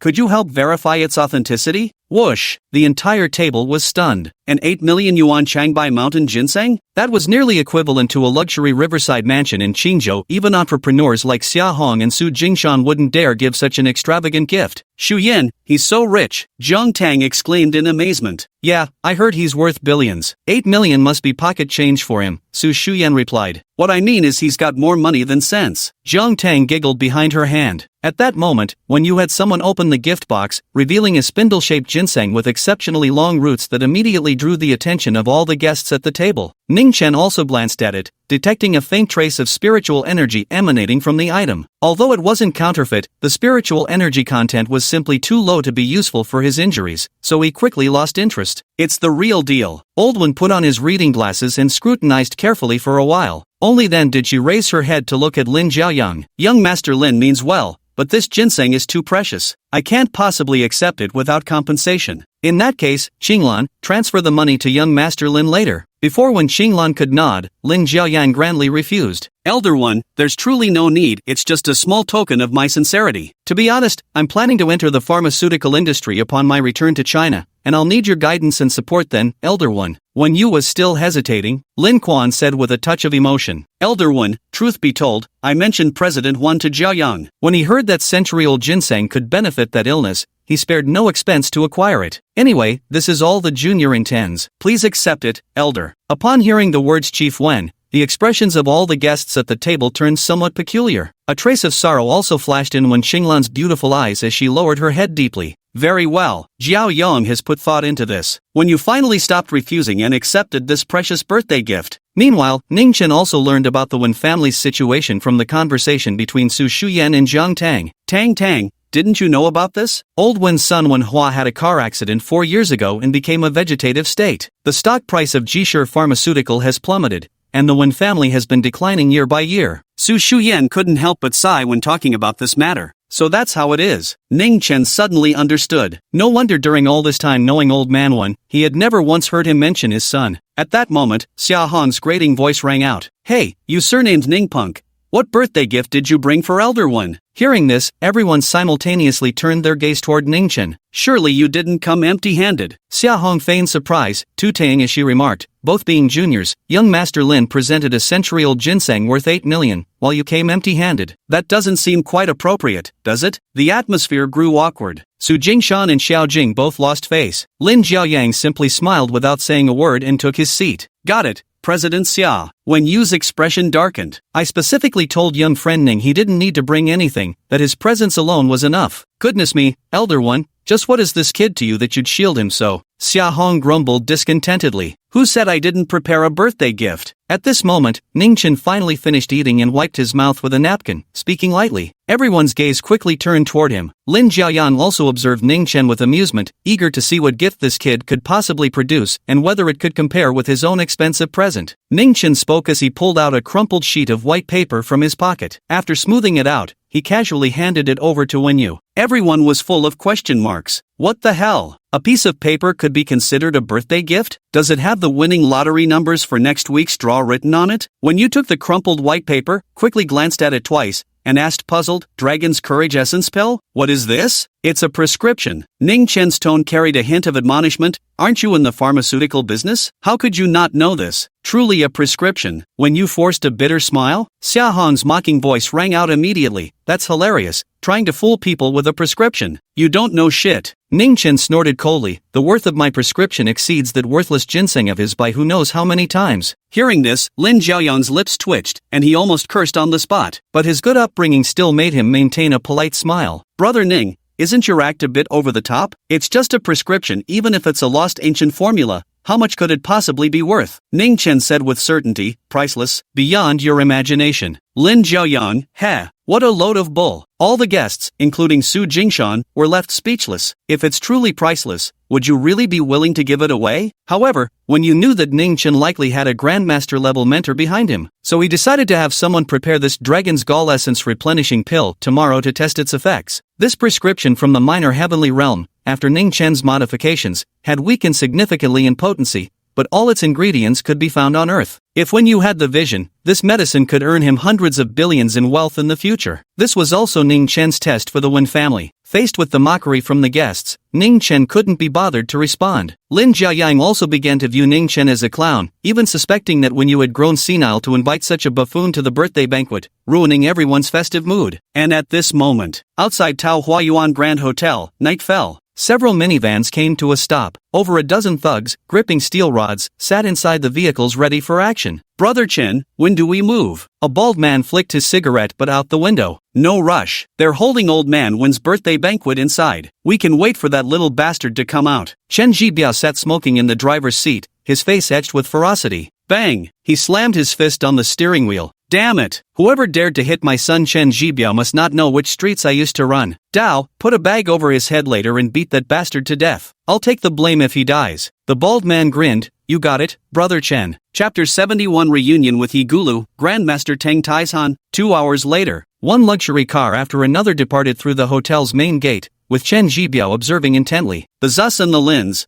their people have all left. Good, very good. Suddenly, he spotted a figure appearing at the hotel entrance, accompanied by Old Man Wan and his granddaughter. That's him. Chen Xihao pointed at Ningchen, his face contorted with malice. Get him, brothers, get out of the car. The bald man grabbed the baton at his feet, flung open the car door, and leaped out. Splash, splash, splash. A group of masked enforcers jumped out of the car and followed behind the bald-headed man, advancing with menacing determination. What's going on? Xia Hong's Bentley had just emerged from the underground parking garage when she witnessed the scene. By now, the vast majority of guests had already left. Someone tried calling the police, only to discover there was a signal jammer nearby. The call couldn't go through. So it's old Chen's people after all. Xia Hong received Chen Jibiao's text message and smiled knowingly. It's good to teach that brat a lesson. Let's see him act all cocky again. Let's go. She didn't stay to watch. She had other things to attend to. Meanwhile, Ningchen and the Wan family grandfather and granddaughter also noticed the gang of threatening thugs approaching. Grandpa,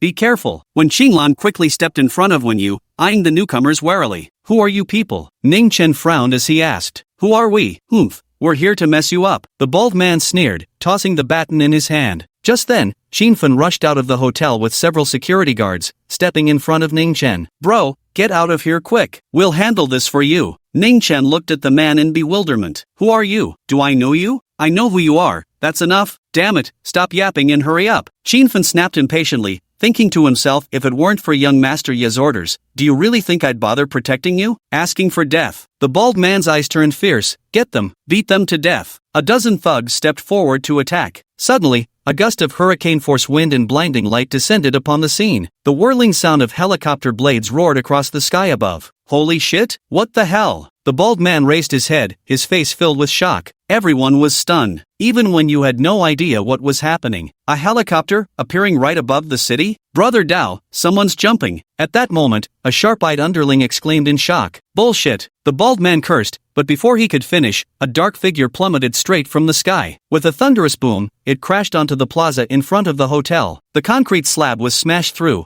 cracks radiating outward for dozens of meters. Everyone was stunned except for Ningchen. How did he track us down? Ningchen glanced into the helicopter cockpit and frowned slightly. Holy shit, is that Superman? Chen Xihao, sitting in the van, nearly popped his eyes out seeing someone jump from 100 meters in the air. The jumper was a burly man dressed in a black tunic. He bent his knees and leaped, soaring over 10 meters before landing on the ground. The crowd stared in stunned silence. Soon, the helicopter touched down, and a handsome young man dressed in ancient-style robes stepped out of the cabin. Young master. The burly man approached him and bowed respectfully. The youth in ancient attire simply nodded slightly, then with immense excitement, quickly walked up to Ningchen. Master Yi, is it really him? Is he the person you've been searching for? Qinfen hurried over. Yigulu acknowledged him with a nod and patted his shoulder in gratitude. I'm so excited. Damn, I'm excited. After searching for over 4 months, I've finally found this great master before me. This time, no matter what, I'm determined to become his disciple and learn his skills. You, are Yigulu, the young master of the Yi family? When you stared at the youth in ancient attire for a long moment before suddenly exclaiming in shock,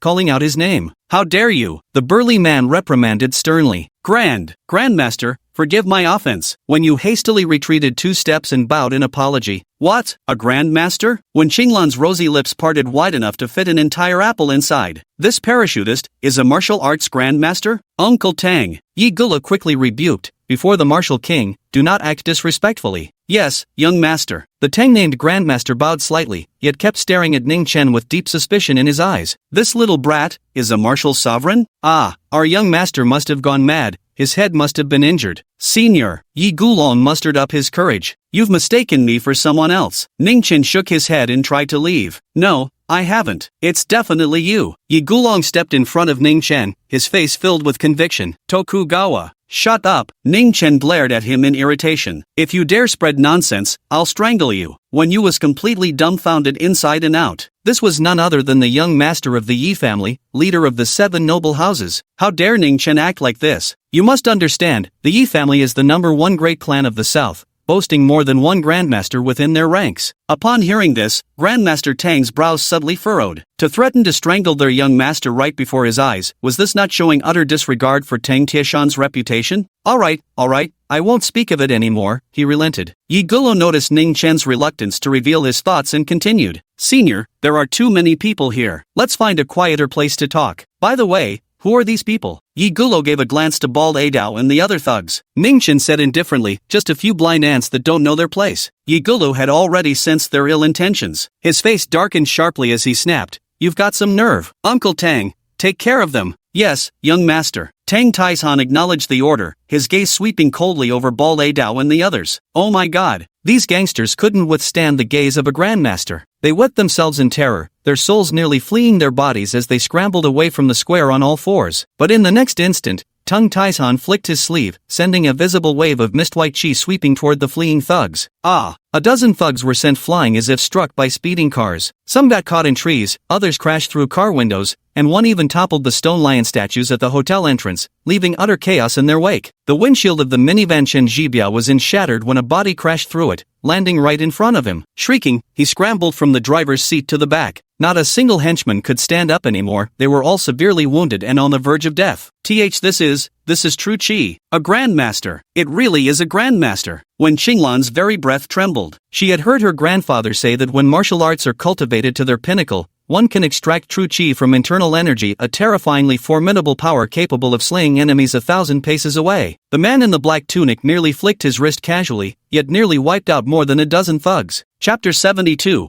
How dare a mere chi refinement cultivator spout such arrogance? Young master. Tang Taishan turned and gave Yigulu a nod, signaling the matter was settled. Yigulu simply gave a casual MHM in response, then turned his gaze to Wen Yu and Wen Qinglan, asking politely, it's getting late. Aren't you two leaving yet? Young Master Yi is right. When you seem to sense something deeper in the situation. After offering a profound bow, he took his granddaughter Wen Qinglan and departed, without even a backward glance. Qinfen, you head back to the hotel first. I'll catch up with you later. Yigulu once again dismissed Qinfen. He also sent all the security guards away. What do you want to say? Ningchen asked with some displeasure. Senior, perhaps we should change locations for this conversation, Yigulu suggested politely. Let's talk here, Ningchen said. Alright, Yigulu, full of anticipation yet somewhat nervous, said, esteemed senior, it's about that matter again. I wish to take you as my master. Don't dream about it. Ningchen interrupted him with a stern refusal before he could finish speaking. I never take disciples. Senior, Yigulu grew frantic. As long as you agree, I'll promise anything you demand. Oh, Ningchen cast him a sidelong glance. Absolutely true. Yigulu nodded resolutely. He had already made up his mind, no matter how high a price Ningchen demanded, even if it meant half of the Yi family's assets, he would persuade his father to accept it, because the person before him was none other than a legendary martial king. I saw with my own eyes that he killed the sword Saint Tokugawa Ichiro, there's no mistaking it. Very well, I want spirit herbs, lots and lots of them, Ningchen spoke up. Spirit herbs? Alright, Uncle Tang. Immediately returned to the family. Yigulu turned his head and instructed. Before Tang Taishan could respond, Ningchen added, wait, the spirit herbs I want aren't ordinary ones, they must be advanced spirit herbs. At the very least, something like 1,000-year-old ginseng would do. Tang Tieshan's expression darkened drastically. What? 1,000-year-old ginseng? Your terms are far too steep. 1,000-year-old ginseng is just the foundation. What I truly need is far more than that, Ningchen added. Tang Tieshan's expression stiffened as he glanced at his young master. Yigulu's face flushed with embarrassment, clearly unable to meet Ningchen's demands. How immensely precious would a ginseng root that had grown for over a millennium be? Even with their Yi family mobilizing all resources,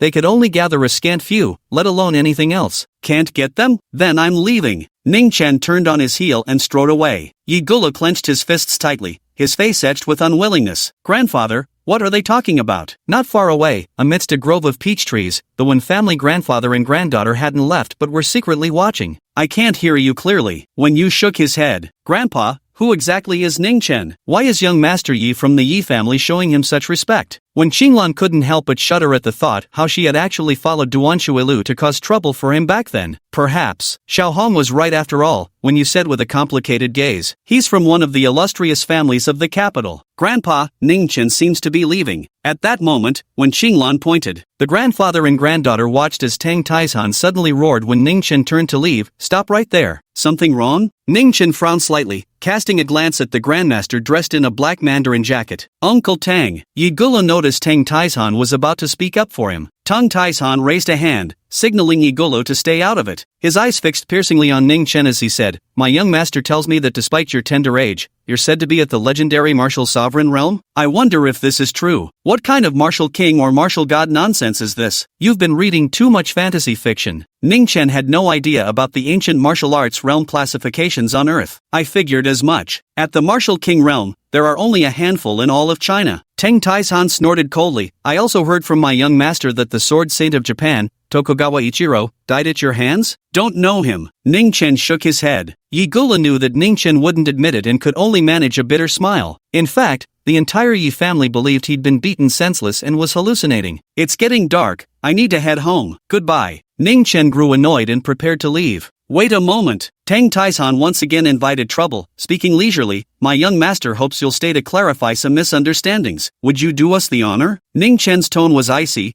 And if I refuse this honor? Tang Taishan grinned widely. That won't be up to you. As he spoke, he placed his hand on Ningchen's shoulder. Ningchen froze for a moment before letting out a slight sigh. I despise people touching me without consent. You have 3 seconds to remove it, or face the consequences. Uncle Tang, let it go, Yigulu advised again. It's fine, young master. Tang Taishan waved his hand confidently and said, I'd like to see what kind of consequences he can make me pay. The sudden scream gave Yigulu a huge fright. What did he see? Tang Taishan's entire right arm inexplicably exploded. The arm bone was broken into 6 segments, piercing through the flesh and bloodily displayed before his eyes. Threads of milky white aura emanated from Ningchen's body, transforming Qi into Gang. A grandmaster, you're a grandmaster. Tang Taishan saw the milky white Qi enveloping Ningchen and screamed as if he'd seen a ghost. A grandmaster who refines Jin Qi, withstands cannon fire, and kills enemies from 1,000 paces away, while Jin Qi can be further refined into Gang Qi. This power is even more terrifying, said to be capable of withstanding missile bombardments. Grandmasters who refine Gang Qi are called Supreme Grandmasters, several times stronger than ordinary Grandmasters. These thoughts flashed through Tang Taishan's mind as a delicate fist continuously enlarged in his vision until, at a speed beyond his reflexes, it struck his chest. Boom! Tang Taishan vanished on the spot. No one knew where he had gone.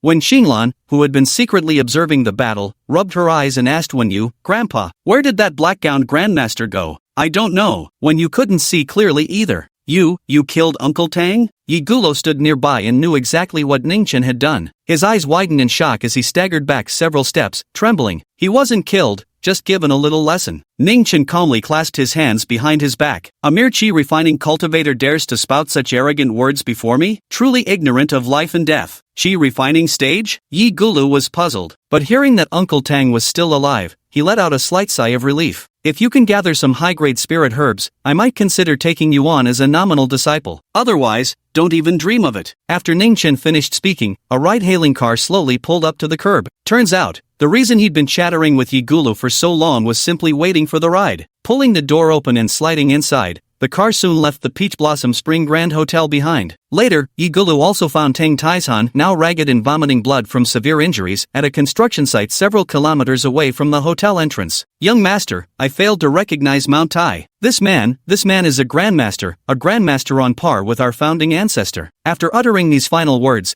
Tang Taishan collapsed unconscious from his severe injuries. Uncle Tang, hold on. Chapter 73 The Martial Sovereign as a Freshman? Returning to Rose Garden Villa, Su Shu Yan sat in the living room playing with her phone, seemingly messaging someone, with occasional sweet smiles flickering across her face. Seeing Ningchen return, she immediately put on a stern face. Ningchen ignored her as well, walking straight back to his bedroom, planning to play some games before sleep. Jiang Tang suddenly sent him a message. Jiang Tang, brother Dolly, it seems Shu Yan has taken a liking to that Lin Jiaoyang. Ever since coming back, she's been chatting with him non-stop and has totally ignored me. Ningchen, oh? Then let me take you to play Honor of Kings. Jiang Tang, big broly, Shu Yan is about to be taken away, and you still have the mind to play games. Followed by an angry emoji. Ningchen, what does it matter to me if she's taken away? Jiang Tang, Auntie Xiao has always wanted to set you up with Shu Yan, you know. Ningchen, are we playing or not? If not, I'll play by myself, followed by an eye-rolling emoji. Jiang Tang, oh my,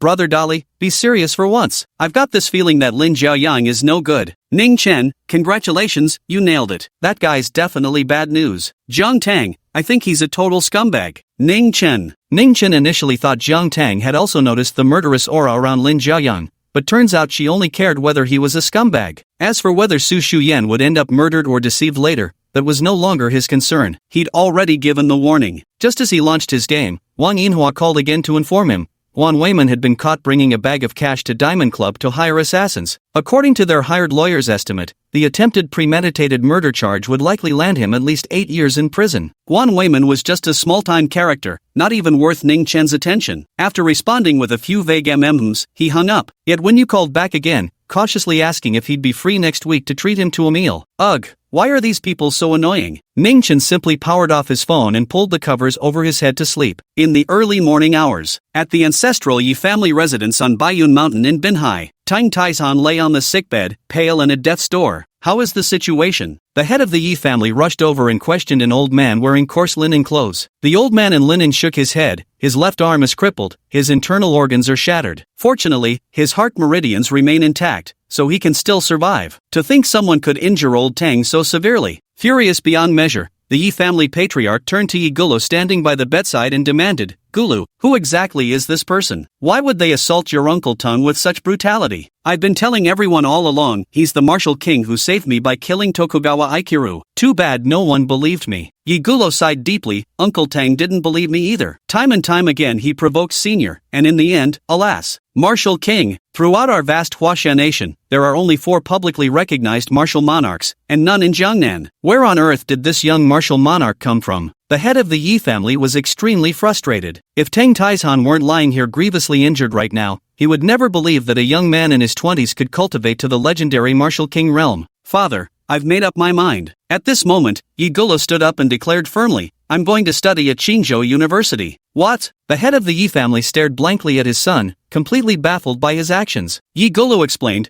Xinfen just helped me find out that the esteemed senior is a freshman at Qingzhou University. I want to become his classmate and gradually build a relationship. Who knows, maybe one day he'll be so pleased that he'll take me as his disciple. A martial king? Freshman year? The head of the Yi family wondered if there was something wrong with his hearing. Father, time is of the essence. Have someone arrange my university enrollment immediately. The more Yigulu thought about it, the more excited he became. If he could receive guidance from a martial king, how many years of arduous training could he save? An ordinary weekend passed just like that. Apart from Lin Jiaoyang asking Su Shu Yan out for a meal and Jiang Tang complaining why Ningchen didn't stop them, nothing else noteworthy happened. On Monday morning, Ningchen casually headed to class holding several large bags of potato chips. After the morning classes ended, Instructor Wang Chuan led a transfer student into the classroom while everyone was still present. Class, this is Yigulu, a transfer student from Binhai University. Let's give him a warm welcome with applause. As soon as Wang Chuan finished speaking, the classroom erupted in murmurs. Yigulu, wow, what a cool name. He's really handsome and has such a great physique. Seriously so good-looking. Definitely school heartthrob material. A group of girls started swooning. Even the class monitor Zhang Xinran, a wealthy and beautiful socialite, couldn't tear her eyes away. This Yigulu was practically her dream guy. Ningchen frowned upon hearing this name. Looking up, damn it, it really was that kid from the Yi family. He had changed into a school uniform, wore glasses, and sported a short haircut, looking every bit like a sunny boy next door. No one would ever guess he was actually the young master of the #1 influential family in the south. Seeing Ningchen's darkened expression, Yigulu put on an ingratiating smile, grinning awkwardly. After Wang Chuan left, numerous girls crowded around asking for WeChat contacts. With a few dismissive words, Yigulu shooed them away before quickly catching up to Ningchen. Senior, what a coincidence seeing you here. Are you also studying at Qing University? Yigulu trailed behind with a cheeky grin. What do you actually want? Ningchen replied with visible irritation. I wasn't planning on doing anything. I'm just here to study. Senior, please don't misunderstand, Yigulu said with utmost sincerity. Ningchen shook his head and walked away briskly. For the entire next day, wherever he went, Yigulu followed. The young master of the Yi family had unmistakably turned into a clingy shadow. Even pissing needs to be done side by side. At night, Ningchen went to the Encounter milk tea stall as usual to get milk tea. Although Yigulu was an internal strength martial artist who could go months without eating, now that he returned to campus, his mouth started to crave snacks. Hello, I'd like a mango pearl milk tea, Yigulu said to the female clerk taking his order, silently adding in his heart, Asterisk they say Qing University is famous for its beauties, seems it's true. Even a milk tea shop girl is this pretty. Asterisk. Excuse me, classmate Yi, please go to the back of the line. Su Wanwan recognized him as the transfer student from this morning and spoke politely. Why doesn't he have to queue? Yigulu was taken aback, pointing at Ningchen. Slurp. Ningchen was drinking milk tea and ignored him. Jiang Ying smiled from the side. Classmate Yi, Wanwan and Ningchen have quite a unique relationship, wouldn't you agree? Ying, don't say nonsense. There's nothing between me and Ningchen. Su Wanwan quickly clarified, stealing a glance at Ningchen. Ningchen had already finished one cup and was on his second. Damn, could this be the master's wife? Yi Gufeng's heart quivered as his gaze toward Su Wanwan underwent a dramatic transformation. Beads of cold sweat even trickling down his back as belated fear gripped him. Just moments ago, he'd been thinking how nice it was to be back on university grounds. Perhaps he should try picking up some girls for fun? Fortunately, he hadn't actually put this dangerous plan into action yet, or he'd have been doomed. Understood, Senior Marshal Brother's wife. I'll go queue up right away. Yi Guxie finished speaking and walked away toward the back. Chapter 74, Beat this deadbeat scoundrel to death. Ying, wrongly, what? What did he just call me? Su Wanwan asked in confusion. Her two close friends also shook their heads, having not heard clearly. Ningchen glared at Yigulu before pointing at the 20 cups of milk tea by the stall and asking, "Can I drink these?"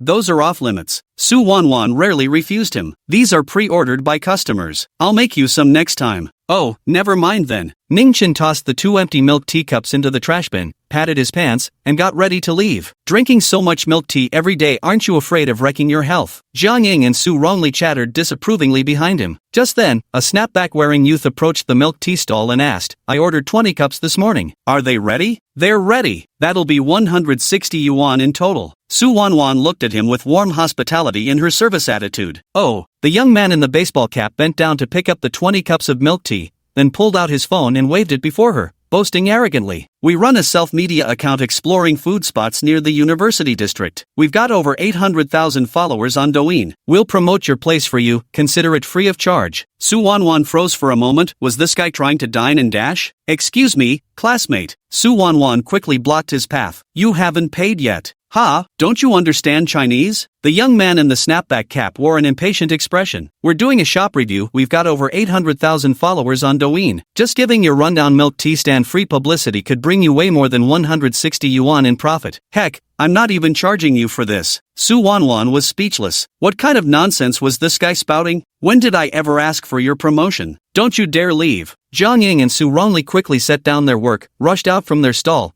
and blocked the way of the baseball cap-wearing youth. Pay up, they demanded. That's right, trying to skip out on the bill? Whether you're scouting the place or not, you pay for what you buy. These days, you really get all kinds of people. Many students stepped in to defend fairness. Yigulu's eyes lit up. He felt his chance had come. Rolling up his sleeves excitedly, he prepared to play the hero rescuing a damsel. No, rescuing the professor's wife. Food bloggers never pay, don't you get it? The young man in the snapback cap scowled with irritation, tossing his milk tea to the ground before launching into another boastful rant. Restaurants and diners usually beg us to promote them, even pay us for it. Here you are, getting free promotion for this trashy milk tea stand of yours, and you still have the nerve to refuse? Can't even spare a few cups of milk tea? No wonder you can't even afford a proper shop. Pathetic. Growing angrier by the minute, the youth stretched his neck and spat directly at the milk tea stand. Generic-ass milk tea, who even wants your crap? PFFF. With that, he turned to leave. How disgraceful. Su Wanwan and the others were furious. Son of a bitch. Yigulu was equally enraged and was about to step forward to teach this scumbag a lesson. Suddenly, a graceful figure darted in and delivered a kick that sent the snapback-wearing youth sprawling on his back. Ah shit, who's attacking me? The snapback-wearing youth grimaced in pain, barely managing to get up from the ground when a pale little hand grabbed him by the hair and dragged him all the way to the milk tea stall. Clean it up, a chilly female voice commanded, leaving no room for argument. It's Senior One from the Ancient Martial Arts Club. Senior One is amazing. Beat him to death.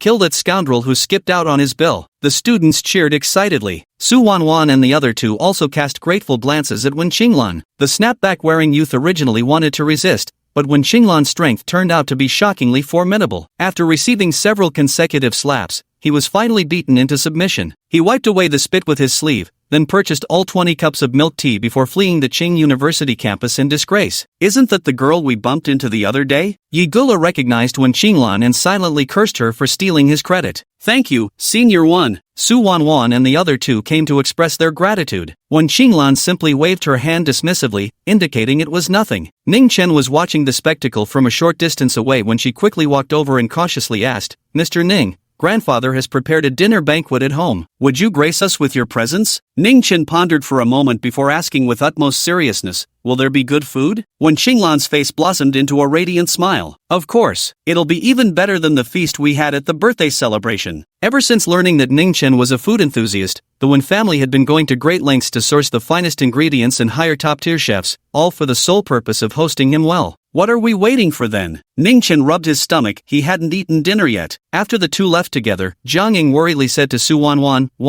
"Senior Wen seems to have gone to dinner with Ningchen. Could they be dating? No idea." Su Wan lowered her head, her eyes brimming with unconcealable sorrow. When Qinglan led Ningchen all the way outside the school, a Rolls-Royce Phantom was parked at the entrance. After Ningchen got in the car, when Qinglan suddenly noticed someone standing behind them, she turned her head and was shocked. "Why Yi, young Master Yi?" When Qinglan thought she must be seeing things. "Just call me classmate Yi." Yigulu waved his hand. "What's your name?" Answering young Master Yi, "My name is Wen Qinglan. My grandfather is Wen Yu." When Qinglan clasped his fists tightly and bowed at a 90-degree angle, his breathing becoming noticeably heavier. The school gate was bustling with people, and students were casting strange glances. "Sigh, I already said, there's no need to be so formal." Yigulu impatiently helped her up. "The Wen family seems familiar. They used to be quite famous in Qingzhou, but I haven't heard much about them lately." "Yes, young Master Yi. Oh no, I mean, classmate Yi." When Qinglan nodded like a chicken pecking at rice. Her mind was in complete disarray. The eldest young master of the Yi family, the foremost among the 7 noble houses, how could he appear at Qingzhou University? What in the world is going on here? "Miss Wen, where are you planning to take Senior Ning?" Yigulu asked again. "Senior Ning? Ningchen?" When Qinglan was momentarily stunned. "Taking him to my place for dinner."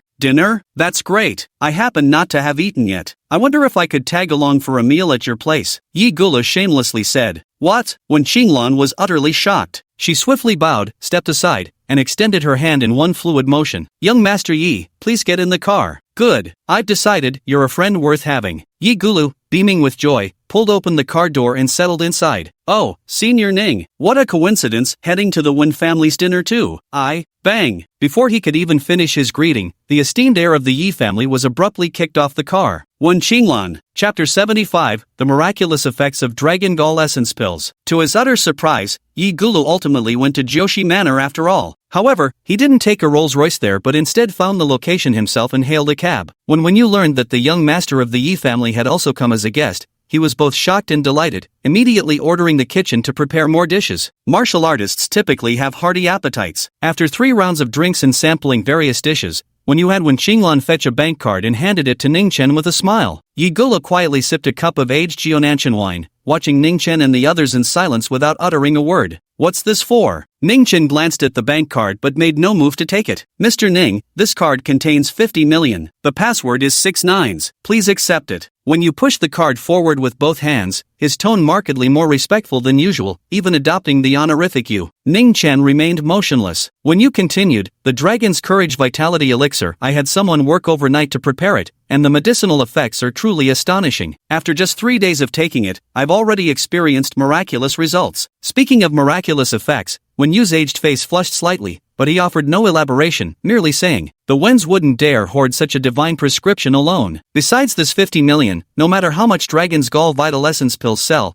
half the profits will always be transferred to Mr. Ning's account." Ningchen finally accepted the bank card, tucking it into his sleeve. "Quite honest for once. I thought you'd try secretly keeping this formula for yourselves." When you hastily shook his head, "Wouldn't dare, wouldn't dare." Ningchen nodded slightly. "Let's first see how well the Dragon's Gall Essence pill sells. If it does well, I have a few more medicinal formulas I could hand over to you." "Really?" Wen Yu was overjoyed, immediately rising to his feet with cane support. Yet Ningchen remained largely expressionless. The Dragon's Gall Vitality pill was merely an ordinary prescription he had refined during a single class period. He even possessed the secret formula for mass-producing combatants at the Qi refining stage, Grandmaster level. He could also enable cultivators stuck at the Qi refining stage for years to successfully build their foundation within a month. Such were the methods of a nascent soul cultivator, beyond the imagination of mortals. About that. At this moment, Yigulu suddenly spoke up, Old Master 1. What is this Gentiana Essence Revival Pill? I've never heard of it before. The address Old Master 1 warmed Wen Yu's heart. He explained, Young Master Yi, the Gentiana Essence Revival Pill is a tonic I developed based on an ancient prescription from Master Ning. Although it hasn't undergone clinical trials yet, judging by my decades of experience in the pharmaceutical industry, this medicine has exceptionally strong effects for nourishing yin and reinforcing kidneys. It far surpasses all those mediocre medicines on the market. After just 3 days of taking it, I already feel like I've returned to my prime. Cough cough. Young Master Yi, you understand what I mean. When you coughed slightly in embarrassment. When Xinglan stood to the side, her face flushed as she pretended not to understand. Is that really true? Yi Gufeng's eyes widened in astonishment. When you was already 80 years old, how could 3 days of taking medicine return him to his prime? His first thought was that this must be some toxic drug that forcibly extracts one's potential, carrying terrifying side effects. But recalling Ningchen's frightening cultivation level, he glanced again at Wen Yu's radiant complexion. He gradually calmed down and, after some thought, said, Old One, could you give me some Dragon Gall Vital Essence pills? Wen Yu was taken aback. Young Master Yi, you're so young. How could you possibly need this kind of medicine? Put. Yigulu nearly spat out his food. As a man, he desperately argued, don't talk nonsense. I just wanted to test the medicine's effects. If it's truly as miraculous as you claim, the Yi family could invest in this project. What? Wen Yu was shocked, rising from his seat once again. When Xinglan's beautiful eyes also widened, even more delighted than when she heard Ningchen still had a few ancient medicinal prescriptions in his possession. If this is true, my Wen family might just reclaim its position as the #1 family in Qingzhou. When Xinglan trembled slightly with excitement. Always cautious, when you hurriedly sought Ningchen's opinion, Mr. Ning, what do you think about this? I have no objections, Ningchen said directly. I'm just responsible for providing the prescription. How you sell it is your business, just remember to give me my share of the profits. Deal. Wen Yu's aged face creased into a chrysanthemum-like smile. Yigulu also mentally gave a victory sign in his heart, finally managing to get a little closer to Senior Ning. As for the Dragon's Gall Vitality pills, he didn't really take them seriously. Ancient medicinal formulas weren't exactly rare in the Yi family either. Xinglan, your grandfather is in high spirits today. Tell the kitchen to add more dishes. Grandpa wants to toast with Mr. Ning and young Master Yi until we're thoroughly drunk. Wen Yu, radiant with joy, instructed his granddaughter with a smile. Grandpa, don't forget about that matter. When Xinglan whispered softly, stealing another glance at Ningchen before walking away, the sky gradually darkened. Ningchen was almost finished eating. Just as he was about to leave, Wen Yu said, Mr. Ning, young Master Yi, if you don't mind, why not stay here tonight? Yigulu had no objections and sought Ningchen's opinion with a glance. Ningchen ignored him and said to Wen Yu, Old One, if you have something to say, just say it straight. Don't beat around the bush, I can't stand riddlers. Alright. Wen Yu hadn't expected Ningchen to have already figured it out, so he awkwardly said, Mr. Ning,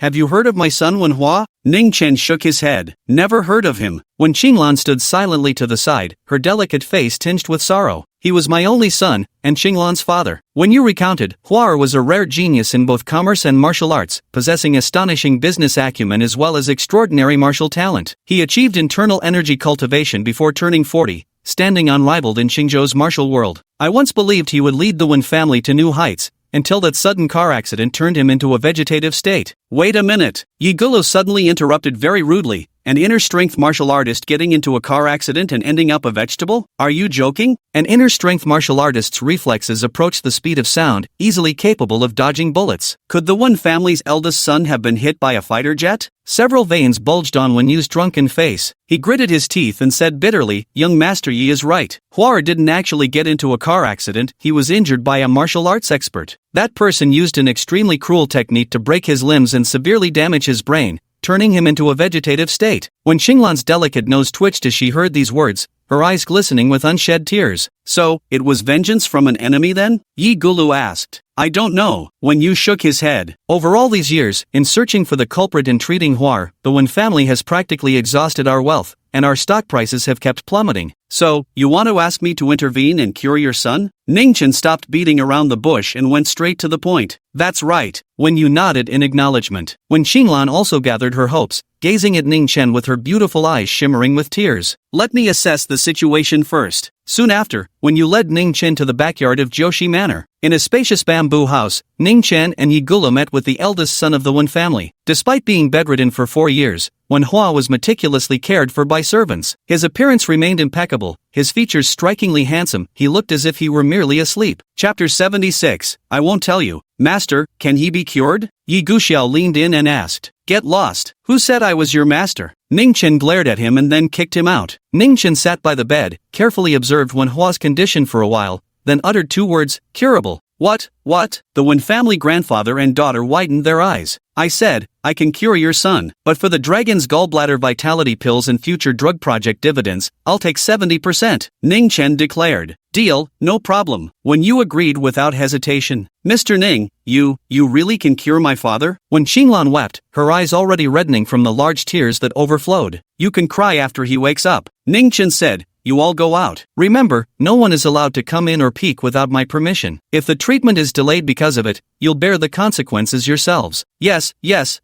When you hastily agreed? As they reached the door, Ningchen suddenly remembered something. All right, get me a phone charger. Shortly after, the bamboo hut's door was locked from the inside. When you dispatched over 20 bodyguards to guard the place, personally kept watch, and even arranged for a large team of private doctors and nurses to be on standby for emergencies. Mr. Wen, with all due respect, the person inside is nothing but a charlatan. You mustn't be fooled. A male doctor in a white coat said angrily, in all my years working in neurology, I've never seen a single coma patient who could just miraculously wake up on demand. Absolutely, Mr. Wen. I'm 100% certain you've been swindled. Another rehabilitation therapist adjusted his glasses and said, you should still open the door and let me see the medical license of the person inside. We're just concerned for Chairman Wen's safety. No need. When you had full faith in Ningchen, just stay put and don't interfere. The group of experts exchanged uneasy glances. Old Wen is trying every possible remedy for his son's desperate condition. A female expert who advocated family therapy sighed. After all, Old Wen was over 80 years old. With his son's illness proving incurable regardless of treatment, one could imagine how frantic he must feel. At this moment, a charlatan popped up, boasting loudly about some folk remedy while incidentally trampling on the reputation of these experts. No wonder Old Wen got fooled. Just wait to get your faces slapped. Yigulu sat with arms crossed on the stone table in the backyard, smirking at those so-called experts who were whispering among themselves like a bunch of idiots. Right now, inside the bamboo house. Double kill, triple kill. Ningchen was lying on the soft bed, holding a phone as he played games, with it still connected to the charger. The patient Wen Hua was tossed onto the sofa by him. If Wen Yu and Wen Qinglan were to walk in and see this scene, they'd likely drop dead from rage on the spot. At noon the next day, Ningchen stretched lazily and climbed out of bed. After yawning several times in a row, he carried Wen Hua back to bed. Then, he opened Wen Hua's clothes and stabbed 2 fingers into his chest. With a squelch sound, his fingers penetrated between flesh and bone, blood flowing out. A second later, Ningchen withdrew his fingers, pinching a screeching insect between them. What is this? Wen Yu was called in by Ningchen and stared in shock at the table. The monstrous insect trapped under the glass looked utterly grotesque and terrifying, thrashing about in frantic collisions. This is a goo worm from the Miao region. Before Ningchen could speak, Yigulu was the first to break the silence. Master, how did this thing end up here? He asked. Who the hell is your master? Ningchen glared at him again and said irritably, caught it inside Wen Hua's body last night. Took me all night and nearly killed me. If nothing unexpected happens, he might wake up at any time within the next day. This is also thanks to your careful nursing over the years. At these words, everyone around gasped in astonishment. Wen Yu's aged eyes widened in astonishment as he rushed forward to tightly grasp Ningchen's hands. Really? Mr. Ning, will my Hua truly wake up within a single day? Ningchen withdrew his hand. More or less. Wen Qinglan instantly teared up. That's wonderful, Dad. At this moment, several medical experts in white coats couldn't stand it any longer. Young man, treating people without a medical license is illegal, you know that? A male doctor spoke up reproachfully. Old Wen is over 80, you might fool him, but you're not fooling us that easily. Who even are you? Ningchen glanced at him with disgust. Who gave you the right to speak here? What did you just say? The male doctor flew into a rage and began flaunting his credentials. I'm the chief neurology specialist at City First Hospital, graduated from Mayo Clinic in the USA,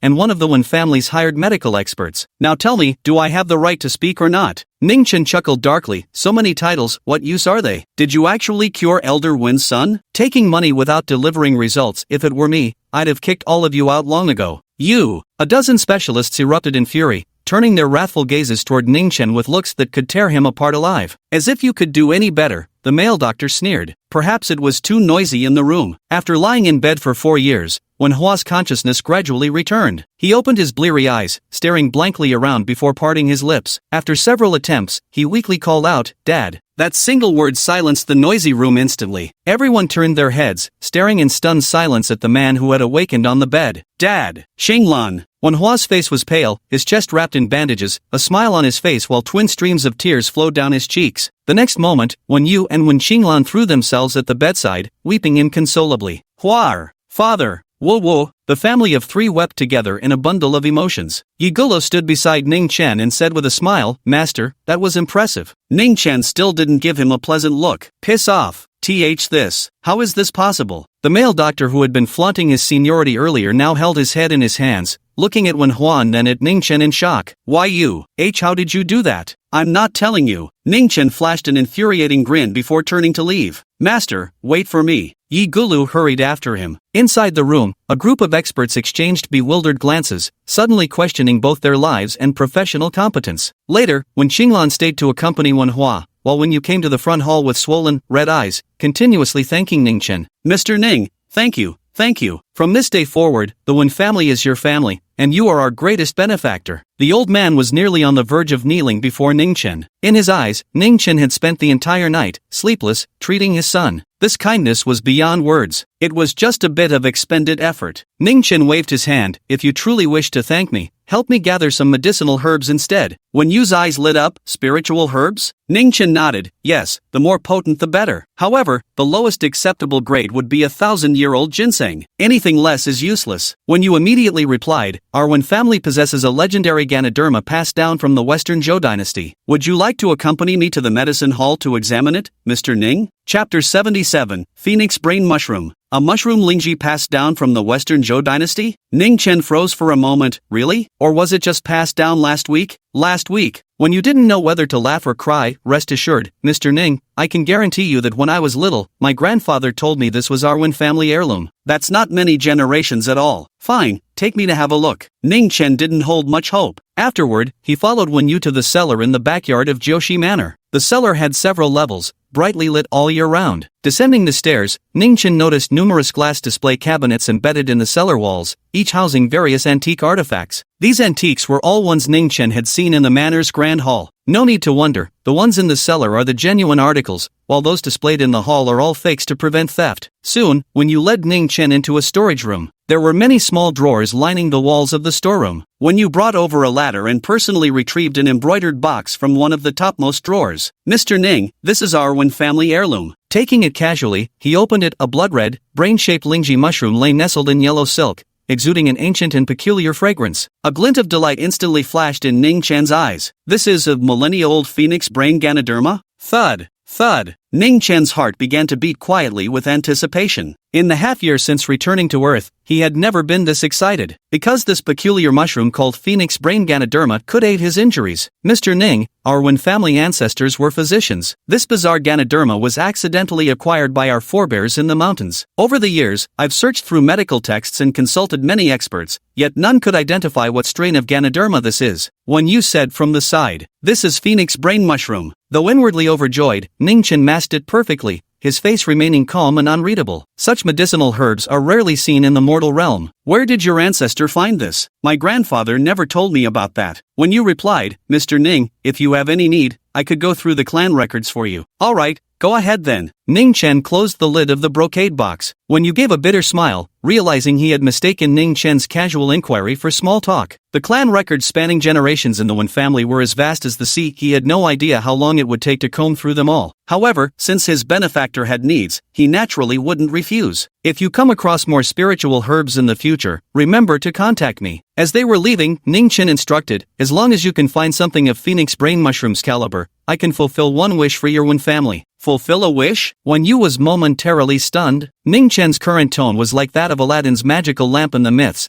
as if he could truly fulfill all his wishes. In reality, it wasn't far from the truth. To a mere mortal, how is a nascent soul cultivator any different from a deity? Very well, Mr. Ning. I will mobilize all of the Wen family's resources to search for the medicinal herbs you require. When you nodded in agreement before asking further, regarding that parasite inside Huar's body, what are your thoughts on it? Parasites like these typically don't burrow into humans on their own. It's almost certainly the work of an enemy. Ningchen held the brocade box and said, think about who your Wen family has offended. Enemies. Wen Yu's eyes held both anger and bewilderment. Our Wen family has always prioritized harmony in business dealings and rarely conflicts with others. What kind of person could be so vicious? Ningchen shrugged. There was nothing he could do to help with that. Afterwards, when you arranged a car to send him back and mentioned that once Wen Hua recovered, the whole family would visit to express their gratitude. Ningchen didn't care about this. After returning home, he first stuffed the brocade box containing Phoenix brain mushroom under his bed. After some thought, he still felt it wasn't safe enough, so he dug a 20-meter deep pit in the courtyard and buried the box inside. The black dragon stared blankly, completely baffled by its master's actions. After burying it, he sat on the swing pondering life. Earth's spiritual energy is so scarce, it shouldn't logically be able to produce celestial herbs like Phoenix brain mushrooms. Could it be, ancient Earth was once rich in spiritual energy? Ningchen recalled a certain possibility. Chinese history records many incredible legends. Pang Zhu lived for over 800 years.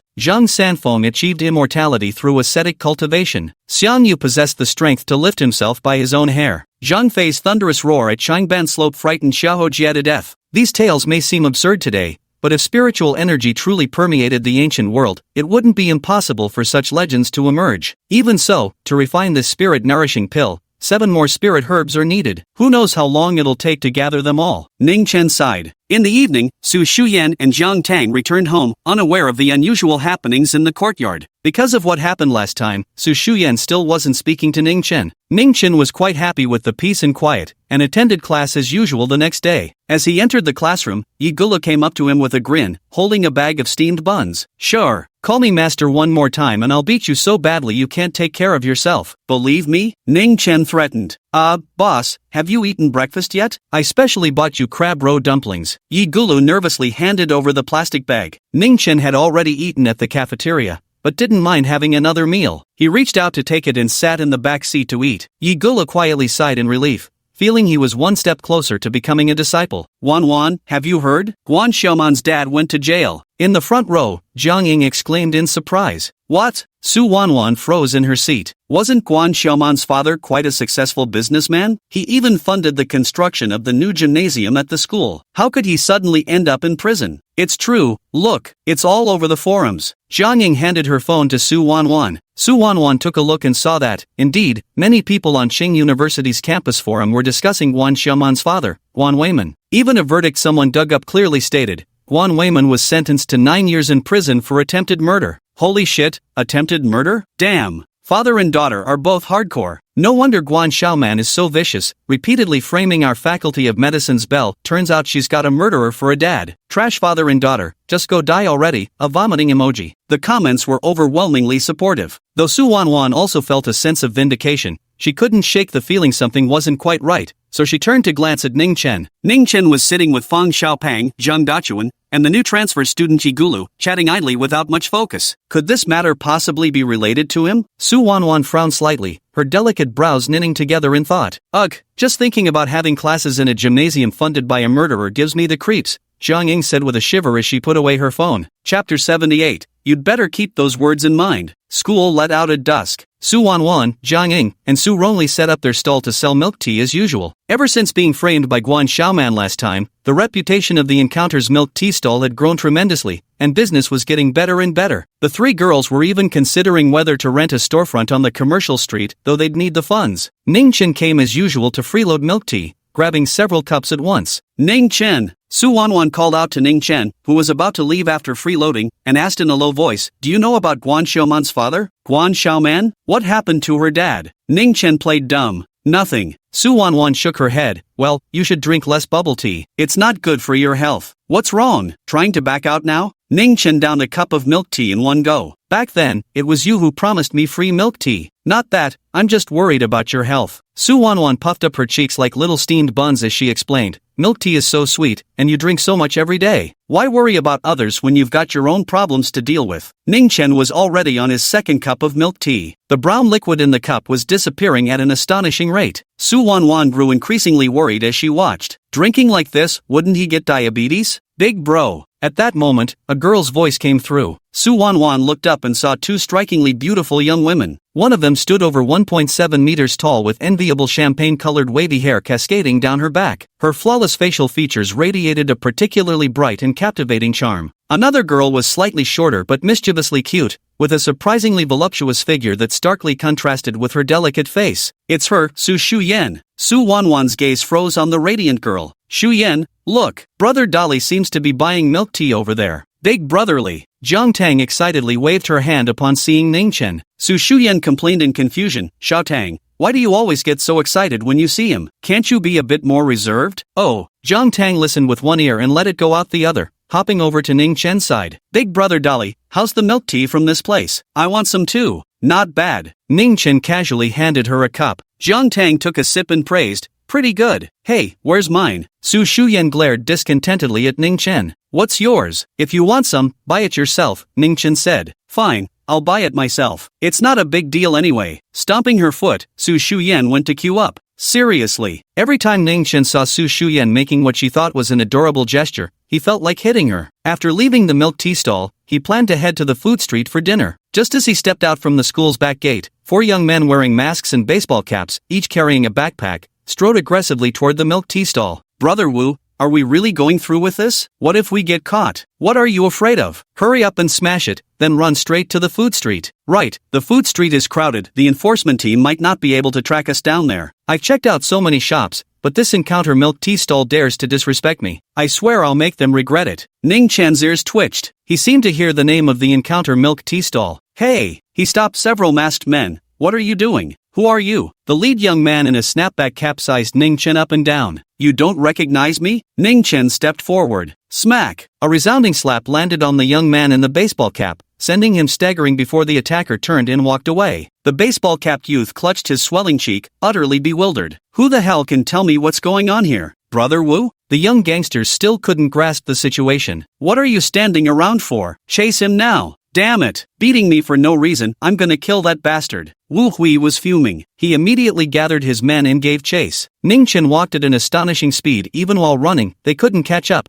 yet he remained just within their sight. Brother Wu, is this guy a professional racewalker or something? How the hell is he so fast? Yeah, he's faster than us running. What sorcery is this? The 3 delinquents were panting heavily, even removing their face masks. I won't take that slap for nothing. Chase him down. Wu Hui grew angrier the more he chased. Finally, Ningchen led the 4 of them into a dead-end alley. Huff, huff. Wu Hui panted like an ox. Kid, you run, huh? You're pretty good at running, aren't you? Let's see where you can run now. No one was around. There were no surveillance cameras either. Ningchen slowly turned around, looking at them coldly. Do you know why I hit you? Go ahead, tell me. Wu Hui flung his school bag aside and pulled out a hammer from inside. If you can't give me a proper explanation today, I'll fucking kill you. The other 3 thugs also pulled out hammers, casually swinging them in their hands. Encounter at the milk tea stall. Ningchen spat out 5 words. Now I remember. You're that food critic from last time who tried to dine and dash but failed. Are you here today for revenge? Damn it. I'm just getting payback on that milk tea stand bitch.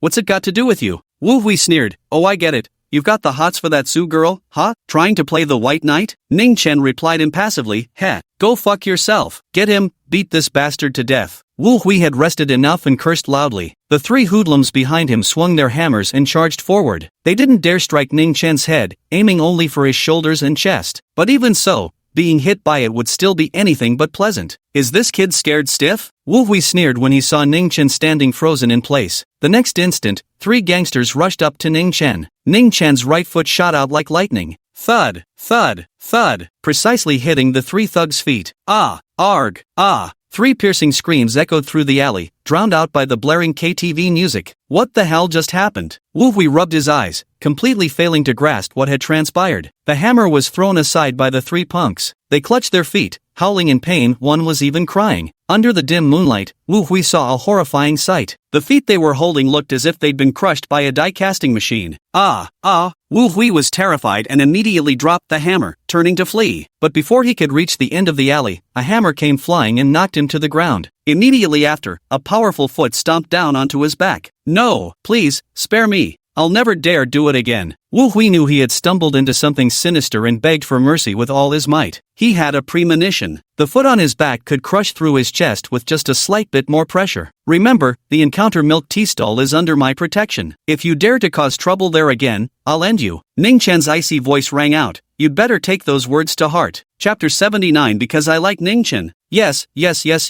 I understand. I'll never set foot in Qingzhou University again in this lifetime. Wu Hui was so terrified he pissed himself. If the enforcers ask about these three losers, do you know what to say? Ningchen pointed at the three small-time thugs. It was, they got drunk and accidentally hit themselves with the hammer. Wu Hui stammered. After speaking, the pressure on his back vanished. When Wu Hui looked up again, Ningchen had already vanished without a trace. Who knew getting a cup of milk tea could be so difficult? Ningchen strolled down the food street. Speaking of which, that little lass Su Wan was rather unlucky. Whether it was cockroaches being planted in her milk tea stand or malicious patrons causing trouble, misfortune seemed to follow her business. If it weren't for him covering for them, this milk tea stall would definitely be out of business by now. Meanwhile, Su Yan finally managed to buy their serendipity milk tea. After taking a sip, it was pretty good. The ingredients were noticeably high quality. Su, classmate." Just as he was about to leave, a timid voice called out from behind. "It's you, Su Xihao." Su Shuran recognized Su Wan. "No, I'm not any department flower." Su Wan didn't dare claim any floral title before Su Shuran, quickly waving her hands with flushed cheeks. "Ha, you're so adorable. I've been wanting to meet you for a long time." Su Shuran covered her mouth with a light laugh.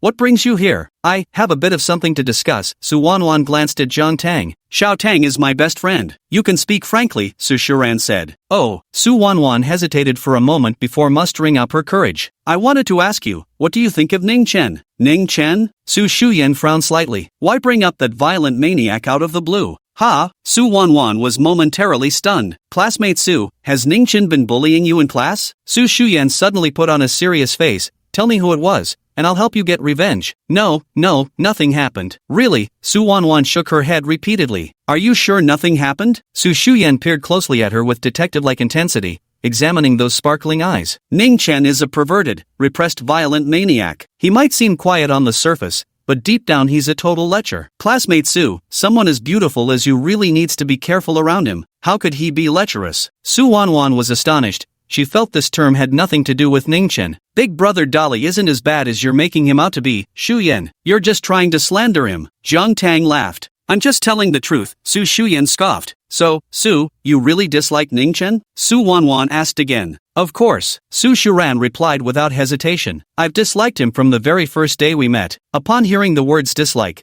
Su Wan couldn't contain the joy in her eyes. "You seem quite happy?" Zhang Tang asked curiously. "Because I like Ningchen." Su Wan didn't even try to hide it, answering brightly. "So hearing that Su doesn't like Ningchen makes me really happy."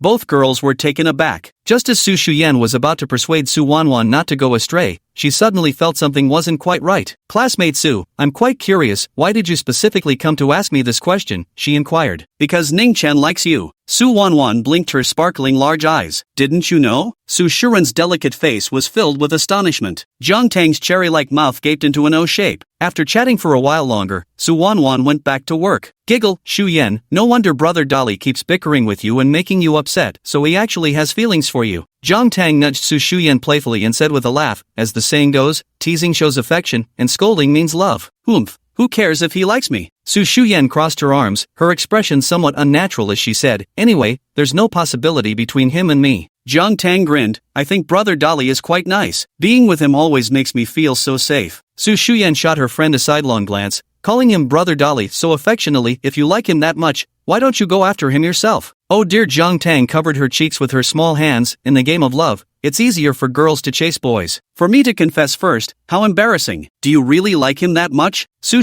Yan rolled her eyes. "I think he's far inferior to Lin Jiaoyang. No, almost incomparable. It's not that exaggerated. Jiang Tang pouted and then added, by the way, Xu Yan, both Brother Dali and I think Lin Jiaoyang seems suspicious. Be careful when dealing with him, don't let him trick you. Don't worry. Su Shu Yan lifted her swan-like neck and said proudly, although Lin Jiaoyang is impressive, I, Su Shu Yan, am no less. Until I've thoroughly examined his circumstances, I won't even let him hold my hand. Happy to hear that then. Jiang Tang smiled sweetly, in the future, I'll be with Big Brother Dali, and you can be with Lin Jiaoyang. Then you've got yourself a formidable rival. Su Shuran glanced at Su Wanwan's retreating figure and said playfully, her brows arched in laughter. I'll do my best. Jiang Tang clenched her tiny fist with determination. Su Shu Yan could tell from her best friend's expression that she genuinely liked Ningchen. Yet, remembering his complicated relationship with Lin Jiaoyang, she couldn't help but feel a headache coming on. After a moment's thought, she took out her phone and sent Lin Jiaoyang a WeChat message. Jiaoyang, wanna hang out tonight? At this moment, Ningchen, completely unaware of anything, was happily eating spicy hot pot. Yigulu called and asked, boss, free tonight? Ningchen, what's up? Yigulu chuckled and said, just a buddy of mine opened a bar in Qingzhou Tower and wants me to come hang out. Wanna join? Lots of hot girls there. Ningchen, I never go to places like bars. Not interested. Yigulu knew he couldn't force Ningchen inside. Alright then, looks like I'll have to enjoy a room full of pretty girls all by myself. Ningchen remained unmoved. As a nascent soul cultivator, how could he possibly be interested in some mediocre powder puff? Several hours later, at the OT bar in Qingzhou Tower, deafening music pulsed through the venue. By the dance floor, Yigulu stood with lipstick marks all over his face, staring blankly at Ningchen in front of him. Boss,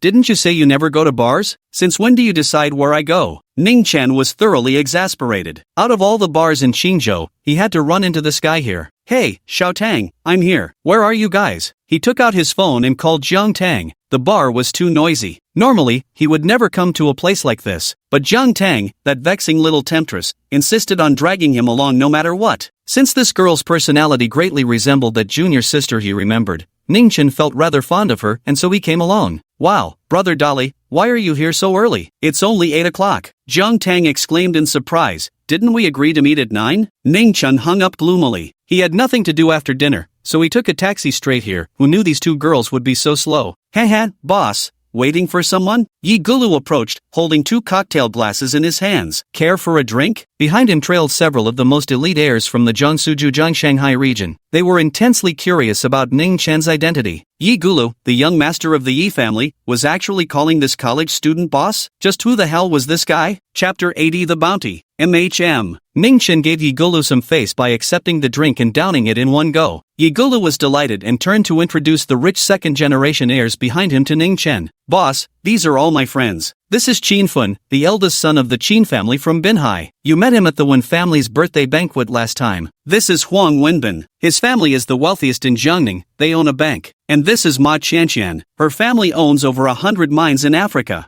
Yigulu kept introducing them as these wealthy second-generation heirs came forward to toast. However, Ningchen didn't drink a single one. To him, there was no difference between these worldly aristocratic families and ordinary households.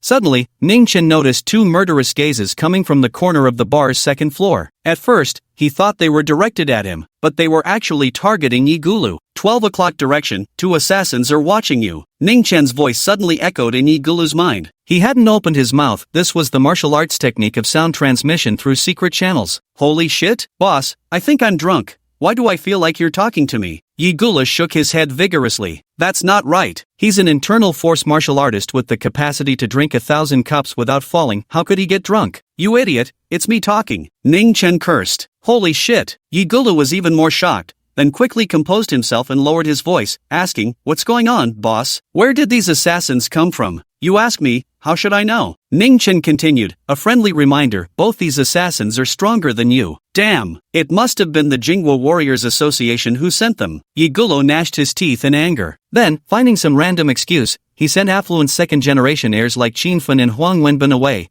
before pulling out his phone to call for family backup. The 2 assassins seemed to have noticed something amiss, slowly descending from the second floor with murderous glints in their eyes. Boss, save me, Yigulu said nervously. Come with me, Ningchen sighed. Even coming to a bar for a drink could lead to such trouble. Every damn day lately. Soon, he brought Yigulu to the rooftop of Hangzhou Tower. 2 assassins followed closely behind. He even locked the rooftop door from the inside. Mr. Yi, it seems you intentionally led us here? However, according to our information, you don't have any Grandmaster-level experts protecting you. A brown-haired, blue-eyed foreign man stood in the wind, staring coldly at Yigulu. Ningchen showed not a trace of formidable aura, causing him to be completely overlooked. Mr. Yi, did you know? The death of Ichiro Tokugawa has sent shockwaves across the world. The Yasukuni Warriors Association just announced a bounty $1 million for your head. Yi Guxiao's gaze sharpened. The Yasukuni Warriors Association had indeed made their move. He had known all along that the death of the Sword Saint from Japan wouldn't pass without causing a stir. For this reason, the family dispatched the Grandmaster Ting Taizhan to protect him,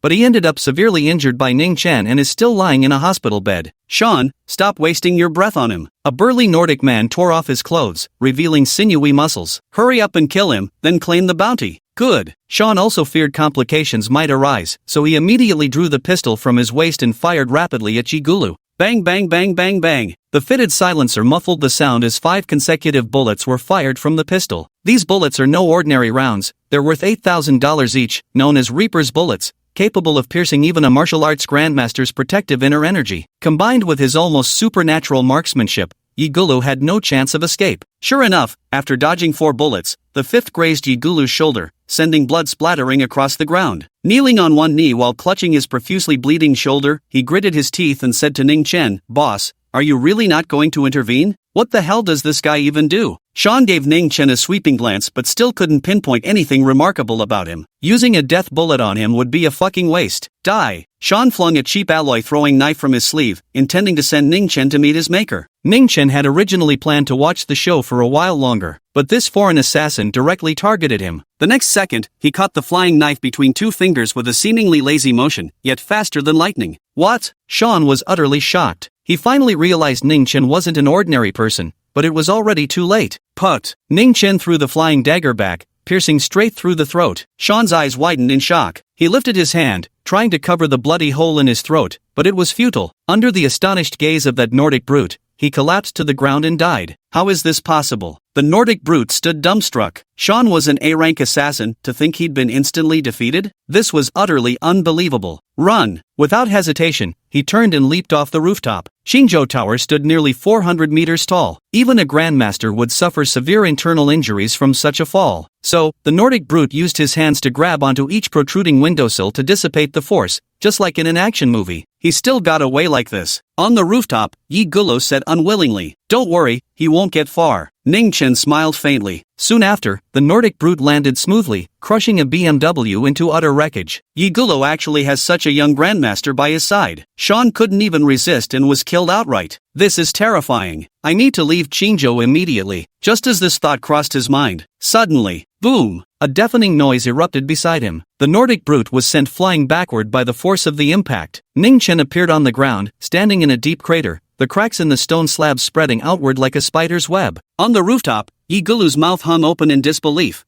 practically forming an O shape. The boss jumped straight off Qingzhou Tower, 400 meters high? Is this the power of a martial king? Too terrifying. You. The Nordic giant was scared out of his mind, scrambling to his feet to flee. Ningchen flicked his toe against the ground. A shard of stone shot out, piercing through the back of the Nordic giant's skull. Thud! The giant collapsed dead, blood pooling across the floor. Fortunately, this was the back alley of the building, and given that it was already 9 in the evening, few people were passing by. 2 janitors taking out the trash were knocked unconscious by Ningchen using his formidable psychic power. Shortly afterward, the Yi family arrived and disposed of the 2 A-class assassins' bodies. Ding ding ding. At that moment, a phone call came through. It was Jiang Tang. She had arrived at OT Bar and was asking Ningchen where he was. Ningchen had already been planning to bail, but ended up being called back to the bar by Jiang Tang. Big brotherly. Jiang Tang looked beautiful in her outfit, excitedly waving at Ningchen when she saw him. You came? Ningchen walked over with his hands tucked in his jacket pockets. Hee, big brother Dolly, you came so early. Did any pretty girls ask for your WeChat? Jiang Tang scooted closer. I'm not handsome, who would ask for my WeChat? Ningchen shook his head. Who says so? I think you're alright, Jiang Tang said earnestly. Chatting away, the two arrived at the private room Su Shu Yan had booked. Chapter 81, A Reconciliation? Pushing open the private room door, Ningchen saw a strikingly handsome couple chatting on the sofa. It was none other than Su Shu Yan and Lin Jiaoyang. The moment Lin Jiaoyang spotted him, his expression instantly darkened. Shu Yan, why is he here? It's alright, we're all friends here. Su Shu Yan first consoled Lin Jiaoyang, then got up and walked over. As she closed the door behind her, she specifically whispered in Ningchen's ear, "Don't pick a fight, or I'll never speak to you again." Ningchen was utterly baffled by her words,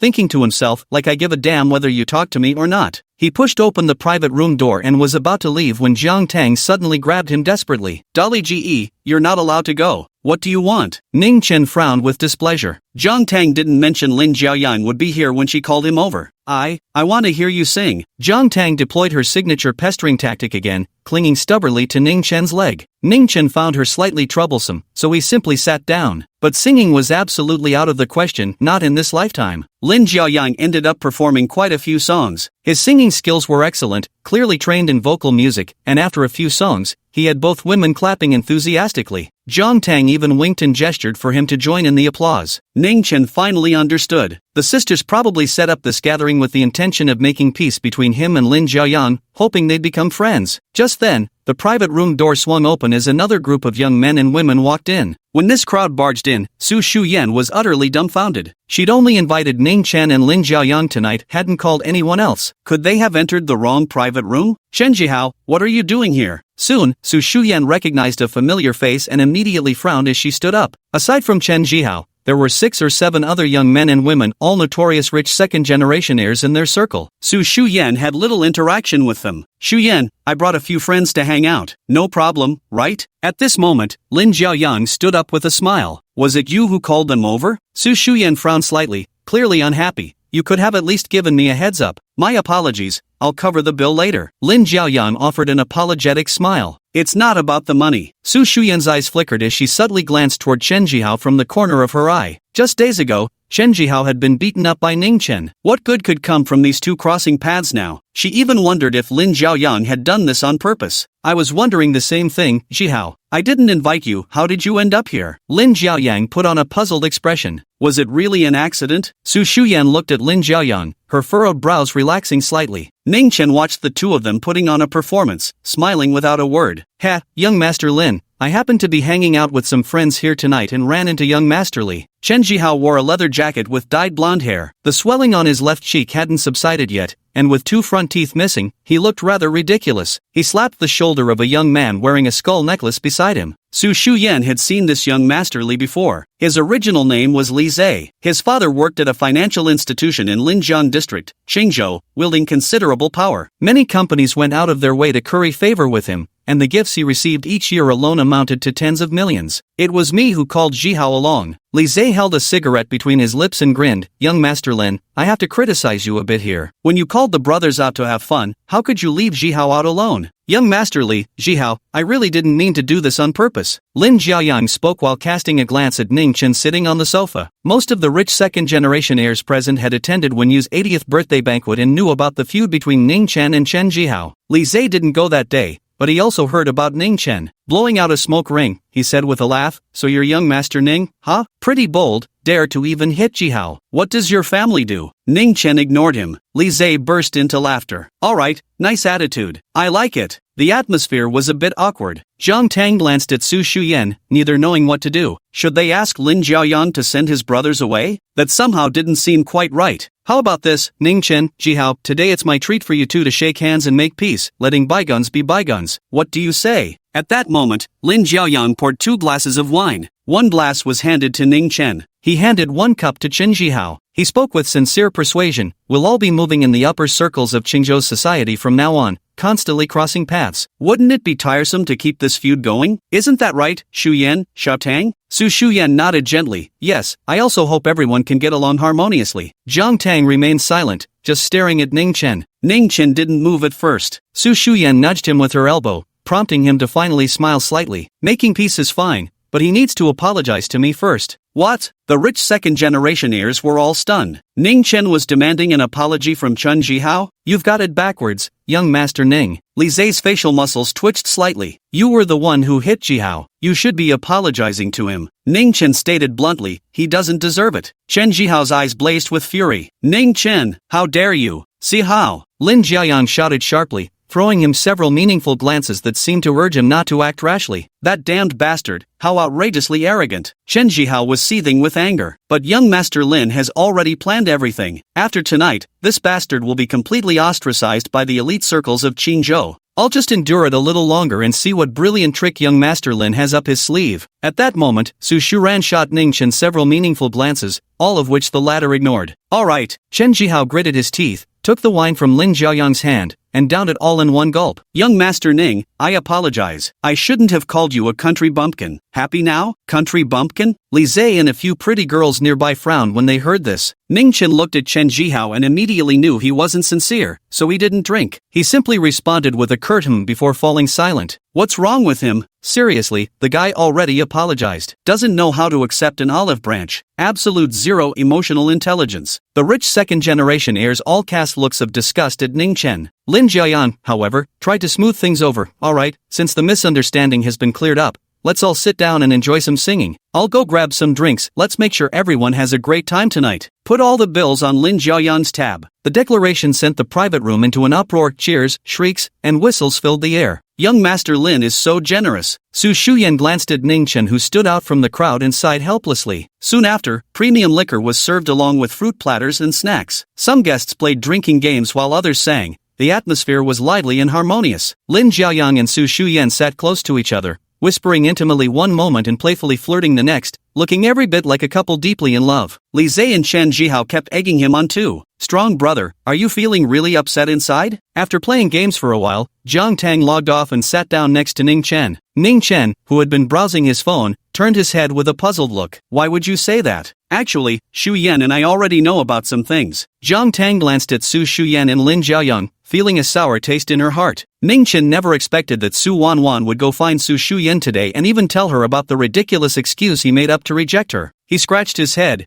What things? Xiao Tang, what are you talking about? I don't understand. Jiang Tang moved her lips but ultimately decided not to spell it out. Just give up already. Don't cling to one tree and neglect the whole forest. After saying this, her face turned red as she lowered her head and took a sip of her drink. What nonsense! Ningchen flicked his wrist to open Honor of Kings. A woman's mind is truly incomprehensible without the aid of mind reading. Brother Ning, come play a couple rounds of board games with us? At that moment, Lin Jiaoyan walked over to invite Ningchen to join the game, his attitude utterly sincere. Li Zhe, Chen Xihao, and the others all wore displeased expressions. Ningchen is too introverted and unsociable. Inviting someone like him to join games really kills the fun. Su Shu Yan was quite happy though. She really hoped Ningchen could blend in with them. After all, they were all friends. Not interested. Ningchen didn't even glance at him and directly refused. The atmosphere inside the private room instantly became awkward. Chapter 82, Apologize to Xiao Tang. Sitting alone is so boring. Come join us for a couple games. If you don't know how, I can teach you. Lin Jiaoyang continued extending his invitation. Ningchen simply ignored him this time. A wealthy and beautiful young woman who held Lin Jiaoyang in high regard couldn't stand it any longer and spoke up. Young Master Lin, if they won't give you face, we can just enjoy ourselves. Exactly. Maybe they're discussing some big business deal. Let's not disturb them, Li Zhe chimed in sarcastically. But everyone knew Ningchen had been scrolling through Douyin the whole time. Fine. Lin Jiaoyang put on a disappointed expression before turning to leave. Su Shu Yan shot Ningchen an exasperated glance brimming with disappointment. Honestly, did this guy even come out to have fun? It was past 10 at night. The floor was littered with empty liquor bottles. These rich second-generation heirs had impressive drinking capacity. None of them were drunk yet. They chatted and bragged, and during their conversation, the topic suddenly shifted to Wen Yu's 80th birthday celebration that day. While Su Shu Yan went to the restroom, Lin Jiaoyang seized the opportunity to approach Ningchen again, initiating a conversation. Master Ning, I heard your medical skills are extraordinary. You once helped old Master Wen tremendously and became a guest of honor at the Wen family. Could you share with us how you acquired such remarkable medical expertise? Ningchen remained indifferent. He stayed here partly because of Jiang Tang, and partly to observe what schemes Lin Jiaoyang and Chen Xihao might concoct. A distinguished guest of the Wen family, TSK, no wonder he's so impressive. Li Zhe feigned surprise. The Wen family? Humph,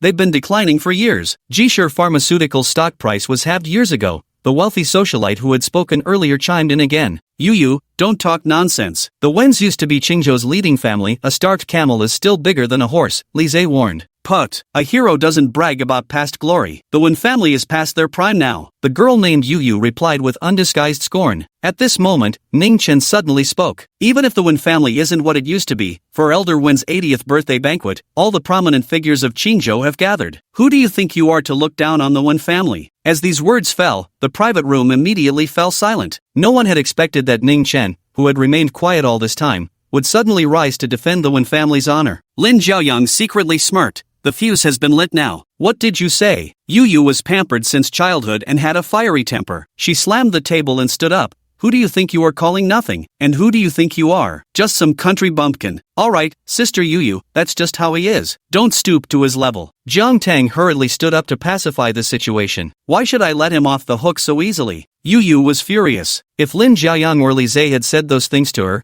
she might have endured it. After all, their backgrounds were far tougher than hers. But how dare a country bumpkin mock her? The Wen family will soon reclaim its position as the foremost clan of Qingzhou. Ningchen suddenly spoke up. When the time comes, you'll eat your own words. The private room fell silent once more. Right then, Yodo's angry shout exploded. Ning, are you freaking stupid? The Wen family has fallen so far from grace, talking about reclaiming the top family spot in Qingzhou? You must be dreaming. Jiang Tang couldn't take it anymore. Hey, don't go too far with your words. Still fuming, Yodo grabbed a glass of wine and splashed it at Jiang Tang. None of your damn business, get lost. Ah. Jiang Tang instinctively raised her hands to shield her face. Fortunately, Ningchen pulled her aside in time, and the alcohol splashed onto the sofa instead. For some reason, seeing Jiang Tang being wrong stirred a flicker of anger in his heart, and he strode toward Yu. Yu was frightened by his gaze and took a few steps back. Hey, what are you doing? Li Zhe stepped forward, shielding Yu. Surely you're not thinking of starting a fight? Li Zhe, I advise you not to provoke me. Ningchen called out Li Zhe's name, his voice laced with frost. Holy shit, how would I dare? You're such a badass, old man, guest of honor at the Wen family, slapping anyone who pisses you off. Who am I to mess with you? Li Zhe began speaking with sarcastic malice. Ningchen's temper flared, and he didn't hold back, swinging a heavy slap straight across Li Zhe's face. Slap! Li Zhe was sent flying over 3 meters away, knocking down the microphone in the process. Several broken teeth bounced onto the coffee table before ricocheting onto the carpet. The private room was deathly silent. No one had expected Ningchen to dare strike Li Zhe. Li Zhe's father is a banker with extensive connections throughout Qingzhou. How dared he do this? Lin Xiao, are you still upholding justice or not? Chen Xihao suddenly called out to Lin Xiaoyang. Actually, it was Lin Xiaoyang who had called him over tonight. He originally didn't dare to come, because Ningchen was too good at fighting, but Lin Xiaoyang claimed to have martial arts training and would protect him,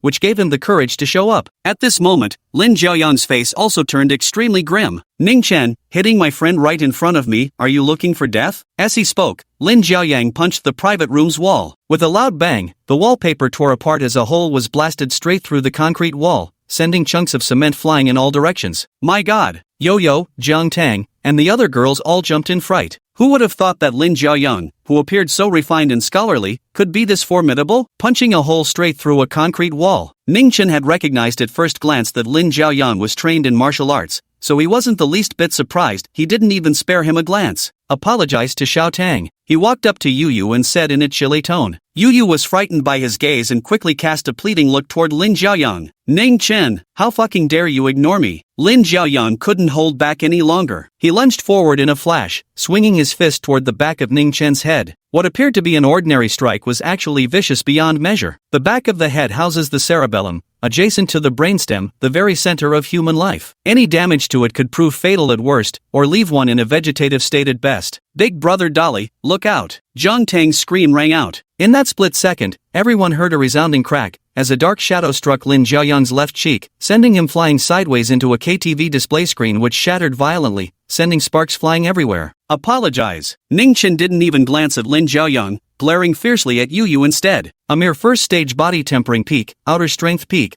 practitioner dared to ambush him, truly oblivious to death's approach. Everyone was dumbfounded. What just happened? How did Lin Xiaoyang fly out on his own and smash the display screen to pieces? Chen Xihao was utterly speechless. Damn it, wasn't he supposed to be trained in martial arts and able to pummel Ningchen into the ground? I am sorry. Yu was terrified. She ran over to Jiang Tang and kept bowing in apology. I shouldn't have thrown wine on you. I'm really sorry, I was wrong. Big brother Dolly, let's get out of here. Jiang Tang saw Lin Xiaoyang lying on the ground, spitting out several mouthfuls of blood, and immediately knew things had gotten out of hand. They needed to leave right away. Just as she grabbed Ningchen's hand, the door to the private room was pushed open. Su Shu Yan walked in cheerfully with a fruit platter, only to freeze in shock at the scene.